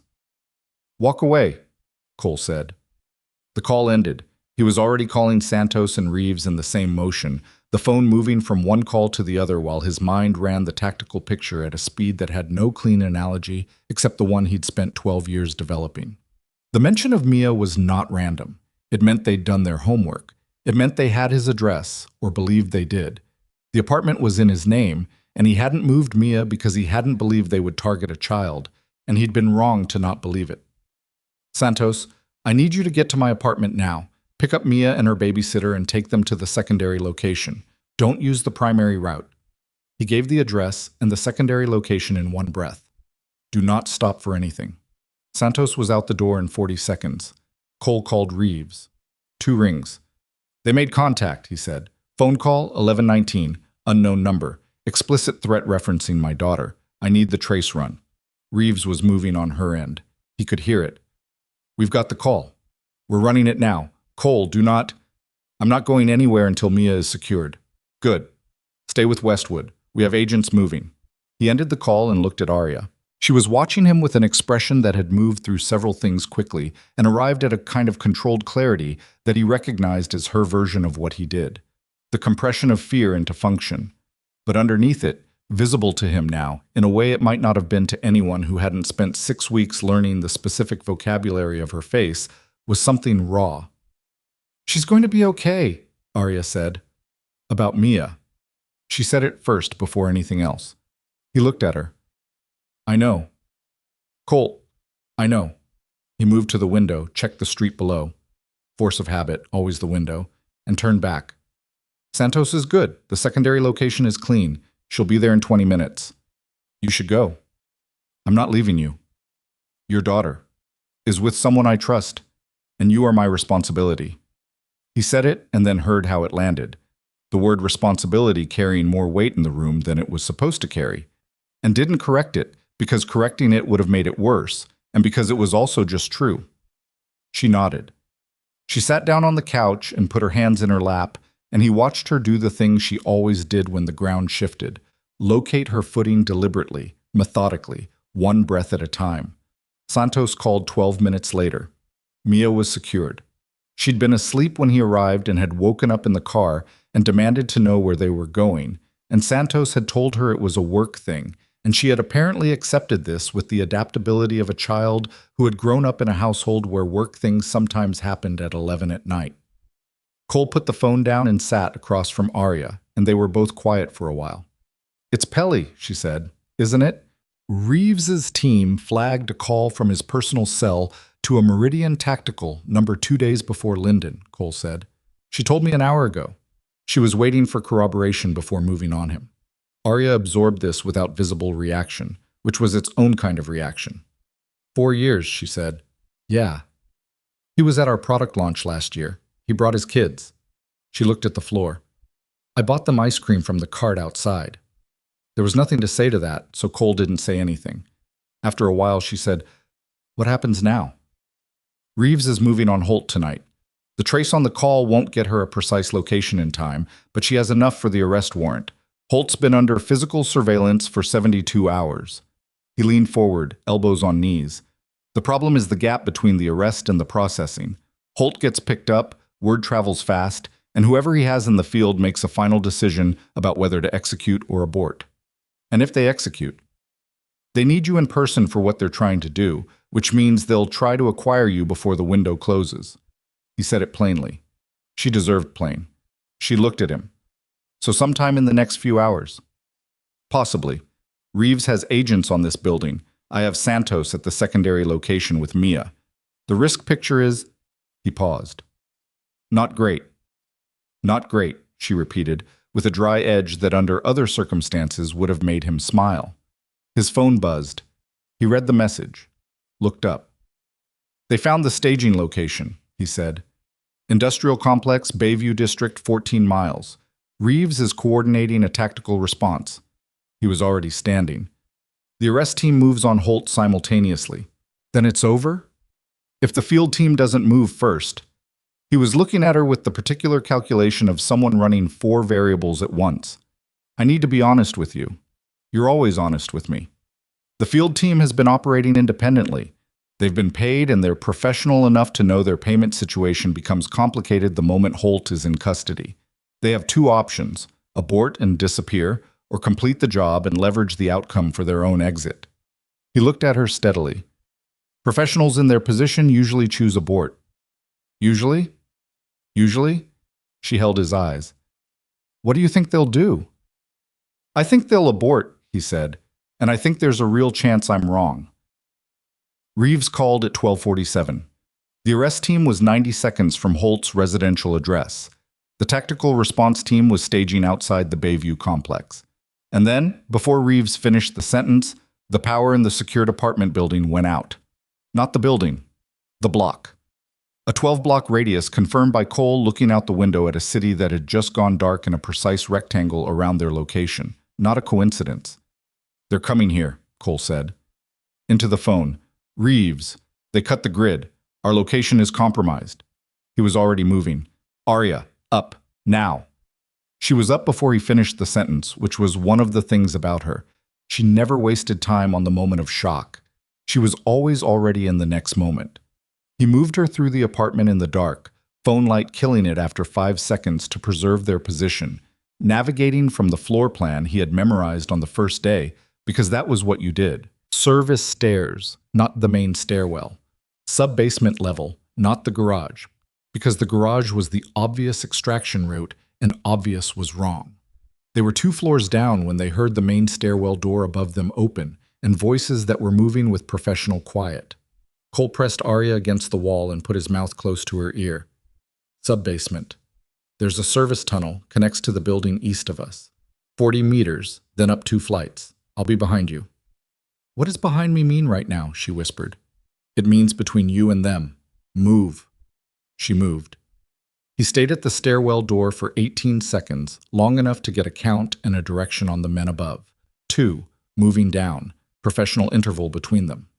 He let them commit to the stairwell before he followed Arya into the sub-basement. The service tunnel was low-ceilinged and smelled of damp concrete and old pipe. Arya was already 15 meters in, moving fast without a light, one hand on the wall. He caught up to her in 10 seconds. "Straight ahead," he said quietly. "Don't slow down." They went through the tunnel in the specific intimacy of 2 people moving fast in darkness. His hand briefly on her shoulder at the turn, her pace exactly matching the pace he set. He could hear her breathing, controlled, deliberate. Not panic, never panic. They came up in the East Building's sub-basement into a stairwell that smelled like floor cleaner and laundry from the units above. Cole held the stairwell door and listened. Clean. They went up 2 flights and into the East Building's lobby, which was still on grid. Whatever had cut the power had been targeted. The overnight security guard at the desk was on his feet, looking out at the darkened street with the bewildered expression of someone watching infrastructure fail. Cole walked Arya past him and out the building's east exit before the guard fully processed what he was looking at. And they were on a side street moving east when he heard, distantly, the sound that was simultaneously the worst thing and the best thing in that moment. Federal vehicles, 3 of them, coming from the direction of the secured apartment building. He called Reeves. "We're out," he said. "East on Carver Street. 2 hostiles in the service stairwell of the primary building, possibly more, I didn't count." "We have the building," Reeves said. "Holt is in custody. Cole, stay put. I'm sending a vehicle." He looked at Arya. She was standing on the sidewalk in the cold night air, hair loose from whatever had held it, a scrape on her left palm from the tunnel wall that she hadn't mentioned and was looking at now with mild assessment, like it was data. She looked up and found him watching her. "Sub-basement tunnel," she said. "I want that added to every building in the secured location protocol." He looked at her for a moment. "Yeah," he said. "We can do that." She looked at her palm again. "Your knee is bleeding." He looked down. His right knee had taken the concrete hard at some point in the stairwell, and he hadn't registered it. "It's fine." "You keep saying that." "It keeps being true." She almost smiled. It was the almost that got him every time. The thing that lived right at the edge of it, the place where her composure and something more open than composure existed at the same time. A federal vehicle turned onto Carver Street, lights cutting through the dark. Cole exhaled slowly. Around the corner, 3 miles across the city, Gerald Holt was in handcuffs in the back of a federal vehicle, and the architecture of a conspiracy that had cost 2 assassination attempts and 3 months of Arya Westwood's life was coming apart at its foundations with the speed of something that had always been more fragile than it looked from the outside. Cole stood on the sidewalk and felt the particular specific sensation of a thing being over. Not clean, not without cost, not without the list of everything that had gone sideways along the way, but over. He looked at Arya. She was looking at the federal vehicle pulling toward them, and her jaw had the set of someone who had been holding something for a long time and was deciding, very carefully, when and how to put it down. He thought about the tarmac at Linden, her hand in his, the weight of what had been accumulating since a stairwell in the Meridian Tower, when she'd looked at him through glass dust and fear and been more alert and more present than most people managed on their best days. The vehicle stopped at the curb. An agent got out, said something about transport, gestured toward the door. Cole put his hand briefly on the small of Arya's back. Not guiding, not professional protocol, just present. And she leaned back into it for exactly 1 second before they got into the car. 1 second was enough. They rode in silence through the dark geometry of the city, and the distance between them and the back seat of that federal vehicle was the most honest 3 inches Cole Donovan had occupied in 3 years. Gerald Holt was indicted on 14 counts 12 days after his arrest, which was fast by federal standards, and reflected the particular enthusiasm of a prosecutorial team that had been handed a case with a financial paper trail, 3 cooperating witnesses, and a contractor who had decided with admirable clarity that loyalty to an employer who had tried to leave him in a Newark motel was not a value worth maintaining. James Pelly resigned before the FBI reached him, which was the move of a man who understood what was coming and had enough self-awareness left to avoid being walked out in front of his colleagues. He left a letter on Arya's desk that she read once and put in the folder that her attorneys needed and didn't read again. It was 2 pages of explanation that amounted, at its core, to a man who had believed he was doing something small, passing along scheduling information, nothing more, without fully accounting for what small things become when they're handed to people with Gerald Holt's specific intentions. She didn't forgive him immediately. She also didn't hate him, which surprised her a little. What she felt, when she thought about it with honesty, was the kind of exhausted disappointment that comes from watching someone fail the version of themselves they could have been. She'd bought his kids ice cream. He'd been at her product launch, genuinely proud of the work they were doing. Neither of those things made what he'd done smaller. They just made it more complicated than anger let it be. The DoD review meeting happened on a Thursday, 10 days after Holt's arrest, in the certified SCIF at Westwood Technologies headquarters, with a controlled access list that Cole had cleared personally and 2 federal security liaisons present at the DoD's request. The meeting lasted 4 hours. The contract was confirmed in full. The encryption architecture project was given a revised timeline and an expanded scope that represented, in practical terms, An additional $60 million of work over the next 3 years. Arya shook hands with the DoD's contracting officer at the end of the meeting and felt something she hadn't expected. Not triumph, which was what she would have predicted, but something quieter. Relief, partly. And the particular sensation of something having been worth it, which was different from winning and harder to come by. Cole was in the corridor when she came out. He was leaning against the wall with his arms crossed, which was the posture of a man who had been standing there long enough to settle into it. He looked at her face and read it the same way she'd learned to read his. "Done?" he said. "Done," she said. He nodded once. Something in his shoulders shifted almost imperceptibly. The release of tension that had been running for 3 months. From a ballroom full of shattered glass, to a sub-basement tunnel to a federal vehicle on a dark street, and everything that had come in between. "Come on," he said. "I'll drive you back." She walked beside him down the corridor, and neither of them said anything for a while, and the silence between them had a quality now that it hadn't had in the beginning. Not professional, not guarded, just comfortable in the specific way that comfort feels when you've earned it through things that weren't comfortable at all. In the elevator, she said, "The contract's confirmed. Expanded scope." "I heard." Which means the threat picture changes.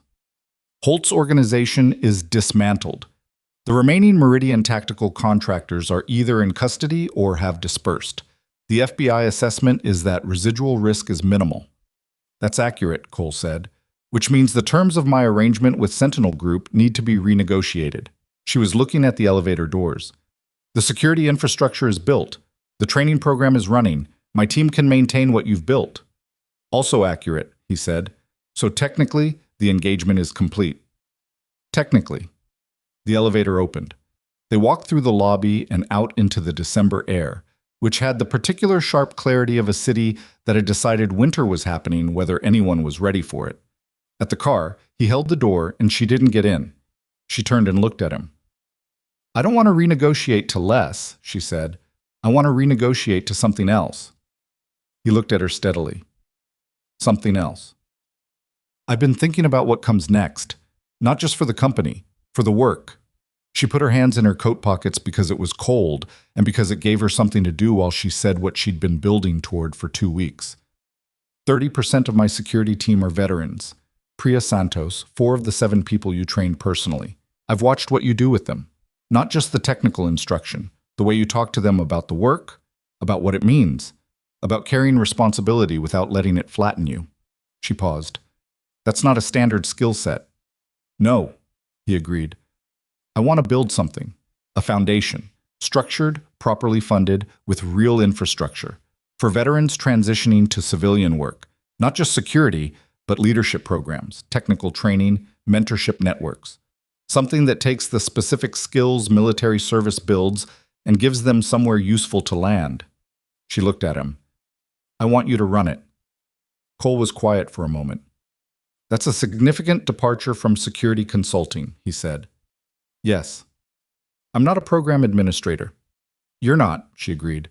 "But you know what these men and women need better than anyone I could hire for the role. You know it from the inside." She watched his face. "You said something to me once. You said waiting would have been wrong, in the ballroom. I asked you why you didn't wait for backup, and you said waiting would have been wrong." She let that sit for a second. "This feels like the same kind of thing. There's work that needs doing that you can do. Waiting for some better positioned person to do it seems wrong." He looked past her at the street, at the cold gray December city going about its business. She knew better than to fill the silence. After a while he said, "What does the structure look like?" "I'd fund it through the company foundation. You'd have operational independence, full hiring authority, program design, budget allocation within agreed parameters. Sentinel Group stays intact. Ray keeps running it. You consult on my company's security at whatever level makes sense going forward." She paused. "And you get paid what the work is worth, not what you've been charging me, which has been under market since the beginning, and you know it." He looked at her then. "You checked my market rate." "Of course I did. I check everything." Something moved in his face. "I need to think about it." "Take the week," she said. "You're going to ask again." "Monday," she confirmed. He almost smiled. She'd learned to wait for the almost. "Get in the car," he said. "It's cold." She got in the car. I didn't take the week. He called Thursday morning, 2 days later. Yes, he said, without preamble, which was how he said everything that mattered. Yes, she repeated. I have conditions. Tell me. The veterans we work with have final say on what programs they participate in. Nobody gets enrolled in something because a committee decided it was good for them. The work has to come from people who actually understand the transition, which means the program leadership has to include people who've made it, not just people who've studied it. Agreed. And I want Priya involved in the design phase. She's got more insight into what the gaps actually look like than I do, because she went through it 3 years before I did and came out the other side with opinions. I was going to suggest Priya regardless. I know. I wanted to say it first. He paused. One more thing. Go ahead. Mia wants to know if you're going to come to her art class showcase in February. Her teacher is putting together an exhibition, and she's exhibiting the horse. A beat. The one with 5 legs. Arya sat at her desk with the December light coming through the window and felt something in her chest do a complicated thing. She was going to have to simply allow rather than analyze. Tell her yes, she said. She's going to talk to you the whole time, he said. She'll explain every decision she made, in detail. You won't be able to get a word in. I'm counting on it. I was quiet for a moment, and in that quiet was something she recognized from the tarmac at Linden in the sub-basement tunnel and the back of the federal vehicle, something that neither of them had said directly because they were both, in their different ways, people who moved carefully toward things that mattered. Arya, he said. Yes. Another pause. She didn't rush it. Thank you, he said. For the foundation. For... He stopped. Started differently. I've been carrying the weight of what happened on that last deployment for 3 years. And what I've figured out, working with your team, is that the way out of carrying it isn't to put it down. It's to find something worth lifting that's the same weight. He said it like it was factual, like he was reporting a finding. This feels like that.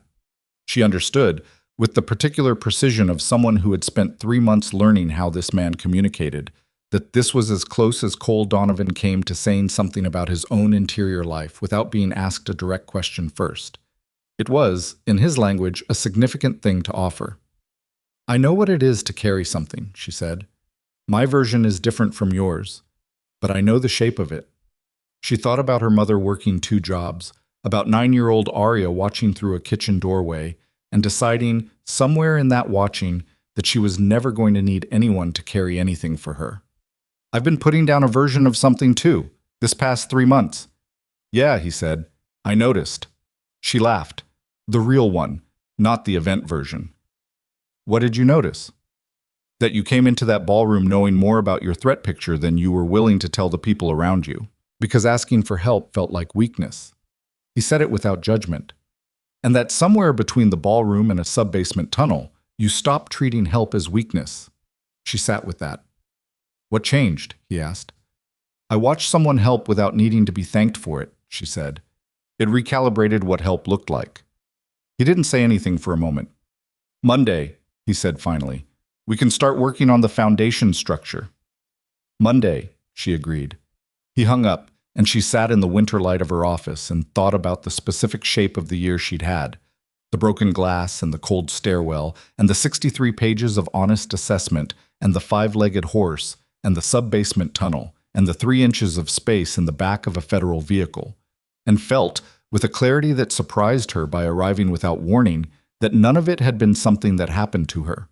All of it had been something that made her. The Westwood Veterans Foundation launched in March. It was not a grand launch. There was no ribbon cutting, no press conference, no event at a glass-walled venue with a panoramic view and catered food, and 400 guests who would spend the evening talking to the person adjacent to the person they actually wanted to talk to. There was a rented space in a building on the west side, 30 folding chairs, coffee that was better than it needed to be because Priya had insisted, and 14 veterans who had agreed to participate in the Foundation's first program cohort after being recruited through a network that Cole had spent 6 weeks building through personal conversations, one at a time. Arya stood at the back of the room and watched Cole talk to them. He didn't stand at a podium. He sat in one of the folding chairs, same as everyone else, And he talked about the transition from military service to civilian life with the specificity of someone who had made the trip himself and remembered every mile of it. He talked about the identity loss that nobody warned you about. The way a uniform wasn't just clothing, it was a framework for knowing who you were and what you were for, and the way that framework simply wasn't there on the other side. And nobody's fault, just a gap that you had to build something across. He talked about carrying guilt that didn't belong entirely to you. He talked about what it felt like to be competent in a language that the civilian world didn't speak, and the specific loneliness of translating yourself every day into terms other people could understand. He wasn't performing. He wasn't delivering a speech he'd written. I was just talking, and the people in those folding chairs were listening with the particular quality of people who recognize themselves in what they're hearing. Priya sat at the edge of the group, taking notes and occasionally adding something from her own experience in a way that opened up the conversation rather than redirecting it. She had a gift for that, knowing when to hold a space and when to step into it. After, when the room was clearing out and people were exchanging contact information with the kind of energy that comes from a conversation that actually did something, a man named Garrett Solis, former Army, 2 deployments, currently working construction because it was what was available, found Cole by the coffee table, and they talked for 15 minutes that Arya didn't try to overhear. When Garrett left, he looked different than when he'd arrived. Not fixed. Nothing fixes anything in 15 minutes. But shifted. Like something had been acknowledged that he'd been carrying alone for a long time. Cole came to where she was standing. "How was it?" she asked. "First one is always rough," he said. "People don't know if they're allowed to say what they're actually thinking yet. By the 3rd session, they'll be talking over each other." "Garrett Solis," she said. "Yeah." He looked toward the door where Garrett had gone. "He's been doing what I did for 3 years, keeping it contained, working around it. He's got 2 kids and a mortgage, and he's been waking up at 4 in the morning every day and going back to sleep by sheer force of will." He paused. "I told him it gets better." "Does it?" He looked at her. "Yes, but not by itself. That's the thing nobody tells you. It gets better because you do specific things that make it better. It doesn't just get better because time passes." He said it like something he'd had to learn the hard way, which was the only way he learned anything about himself. People need to know that there's actually work to do. It makes it feel less like waiting. She thought about that for a moment, about the specific thing he'd said on the phone, that the way out of carrying weight wasn't to put it down, it was to find something worth lifting that was the same weight. She thought about the version of herself that had stood in a ballroom 18 months ago, calculating the most efficient exit trajectory and deciding alone was the safest geometry for anything that mattered. "For what it's worth," she said, "I think you're already doing the specific things." He looked at her. Outside the windows of the rented space, March had arrived with the uncertain weather of a city not yet committed to spring. Cold in the morning, almost warm by afternoon, the light changing daily in ways you couldn't quite predict. "You're one of them," he said. She didn't pretend not to understand. "I know," she said. There had been a conversation, sometime in the weeks between Holt's indictment and the Foundation's launch, that hadn't been a single conversation but a series of moments that accumulated into one. A morning when Mia had called Arya's cell to ask about the horse showcase and spoken for 20 minutes about the exhibition space and the lighting and the other paintings, and whether Arya thought 5 legs were too many or if 4 was the problem all along, and Arya had sat on her kitchen floor because she'd slid down the cabinet laughing and decided to just stay there. An evening when Cole had shown up at her door with takeout he hadn't texted ahead about because he'd been nearby, and the alternative was eating alone, and he was tired of the alternative. A Sunday afternoon in a park where Mia had announced she wanted to teach Arya how to identify birds by sound, which she had been doing for approximately 3 weeks, and had mastered with the completeness of a 7-year-old who decided to master something. And Cole had sat on the bench and watched his daughter instruct a tech CEO in ornithology with the specific expression of a man who was looking at his life and finding it, unexpectedly, sufficient. More than sufficient. None of it had been a specific moment. It had been the accumulation of ordinary things that stopped being ordinary because of who they were shared with. Arya had understood, the evening on the kitchen floor listening to a 7-year-old debate equine anatomy, that this was not something she was managing or assessing or filing in the appropriate category for later consideration. It was something she was simply in.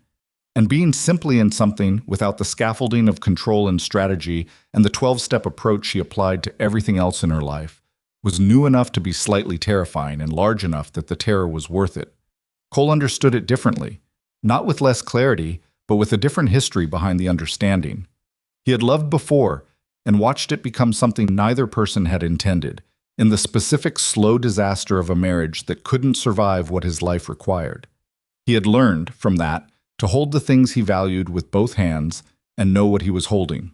He had also learned, which was the harder lesson, that holding things too carefully was its own way of losing them. He'd held Arya's hand on a cold tarmac. He'd said her name in a sub-basement tunnel in the specific tone of someone making sure a thing is real. He'd called to say yes before the week was out, and cited conditions that were about protecting other people, which was the way he said the things he actually meant. He wasn't good at letting himself be seen. He was trying to be better at it. The Foundation's second program cohort started in May with 22 participants. By September, they had a waiting list. Cole hired 2 additional program coordinators, both veterans, both people who'd come up through the first 2 cohorts and understood the work from the inside. Priya took on a formal leadership role in curriculum development and started teaching a module on professional translation, how to render 12 years of military experience into language that civilian employers understood without flattening what it actually was. It was good work, the kind that produces specific, observable change in specific people, which was the only kind of good work Cole had ever trusted. Garrett Solis completed the first cohort and was hired by a private infrastructure firm 6 weeks later, doing work that was, as he described it to Cole at the cohort's completion dinner, actually hard in ways that mean something.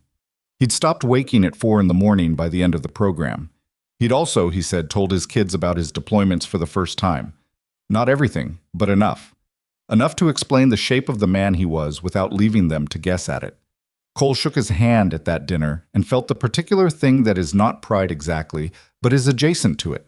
The satisfaction of having been useful in a way that cost something real and was worth every bit of the cost. Arya sat across the dinner table and watched him. She'd become fluent by then in his vocabulary. The small shifts, the specific weights of his pauses, the precise locations of the things he hadn't put words to yet. She'd stopped waiting for him to match her tempo and learned his instead, which was not something she did easily, and which she'd done without being asked because it seemed obvious. Once you loved someone, that the question was never who adapts, but what's worth adapting for. After the dinner, walking back through the city in the September night that still held a little of summer's warmth in it, Mia between them with one hand in Cole's and the other swinging free, because she was 8 now and had opinions about what was still acceptable in public, they stopped at the corner where the park began. Mia looked up at the trees with the intensity of someone conducting a serious ornithological assessment. "Morning dove," she announced, pointing toward a tree that to Arya's eye was indistinguishable from the other trees. "You can't see it," Cole said. "I can hear it." She looked up at him with the specific expression of a child who has developed an expertise and expects it to be taken seriously. "It's the descending coo, 5 syllables. I taught Arya." "She did teach me," Arya confirmed. "I know. I was there." Mia dropped the subject of the dove, satisfied, and transferred her opinion to the question of ice cream, which she presented to both of them as a reasonable and logical conclusion to the evening. Cole looked at Arya over the top of Mia's head with an expression that said, "Clearly, this is your problem too now," which was the most honest thing he'd ever said to her. She laughed. "Ice cream," she said. "Obviously." They walked. The city moved around them with its customary beautiful indifference, the way cities do, not caring about the particular weight of what any given person is carrying, not marking the moments that feel like turning points, not distinguishing between the ordinary and the extraordinary with any of the ceremony that the people living in it sometimes need. Arya thought about a ballroom being shot apart, and a man roaring 2 words that cut through 400 people's panic and her own particular species of stubborn solitude. She thought about a 63-page report that had no soft edges. She thought about holding a hand on a cold tarmac and recognizing it as the first genuinely unplanned thing she'd done in years. She thought about the specific shape of what it meant to trust someone, not with managed, calibrated, strategic trust, but the real kind. The kind that requires you to stop calculating the odds and simply step toward the thing. She'd spent the first 30 years of her life being competent and alone and mistaking the competence for completeness. She understood now that they were different. Completeness required other people, specific people, the kind you find in the middle of impossible situations and recognize, against all professional protocol, as exactly what you didn't know was missing. It was not a comfortable thing to need someone. It did not fit cleanly into any framework she'd built for herself. It was real in the way that only the things we don't plan are real, arriving without invitation, staying past every moment when it should have been practical to ask it to leave, becoming eventually the thing the rest of it organized around. Cole walked beside her with his daughter's hand in his, and the city at his back, and the particular posture of a man who had been carrying something heavy for a long time and had, somewhere in the past year, started to find the weight redistributed into something that felt less like burden and more like belonging. He was not fixed. He still woke sometimes at 4 in the morning with the specific weight of 3 men he hadn't brought home, and he lay in the dark and let himself have it for a while before he got up and made coffee and was a person again. He still had the instinct, in quiet moments, to scan a room for exits before he looked for anything else. He was still a man with edges that required navigation, with silences that needed time, with a version of himself that had been built in conditions most people never saw and couldn't simply be disassembled because civilian life required something different. But he knew now that those things were not the same as being unreachable. He'd believed, for 3 years, that the kind of man he was, the specific compound of what he'd done and what he'd lost and what he'd carried forward, was a man that the ordinary shape of a life couldn't hold. He'd believed it with the quiet certainty of someone who had already tested the theory and watched it prove out. What he hadn't accounted for was a woman who didn't need him to be different, who had looked at every sharp edge and every imperfect, loaded silence and said, with the directness that was as native to her as breathing, "I'm not going anywhere." Mia found the ice cream cart at the park's south entrance and presented her selection requirements to the vendor with the thoroughness of a small engineer placing a procurement order. Cole paid.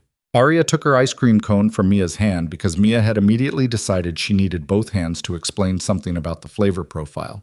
And Cole stood beside Arya and watched his daughter be herself in the full and uninhibited way she always was, and felt the particular sensation that has no clean name. The one where you look at your life and find it, against your own expectations, good. He looked at Arya. She was listening to Mia with the whole of her attention, the real attention, not the social professional kind she deployed in boardrooms, but the kind she gave to things that mattered. She was learning the flavor profile. She was being taught, again, by a child who had decided she was worth teaching. He thought about what he'd said to her once, about protecting lives no longer being payment for old guilt. He'd meant it when he said it. He understood it more fully now, what it felt like when the thing you'd been doing out of obligation quietly became the thing you were doing out of love. He put his hand at the small of her back, the same gesture as a cold street in December, and she leaned into it the same way. Briefly, completely, without looking up from what Mia was saying, as though it were simply where she'd decided to be. Mia finished explaining the flavor profile and looked up at both of them with the clear-eyed appraisal of a child who sees exactly what she's looking at. "Are you two going to get married?" she asked. Cole looked at Arya. Arya looked at Cole. "Eat your ice cream," Cole said. "That's not an answer," Mia said. "It's a redirect," Arya told her. Mia considered this with the gravity it apparently deserved, then accepted it and went back to her ice cream cone, and the evening went on the way evenings do when there's nowhere else you'd rather be. Unhurried, a little imperfect, and lit from inside by something that took a long time to name and turned out, in the end, to be the most ordinary thing in the world. It was enough. It was more than enough. It was everything.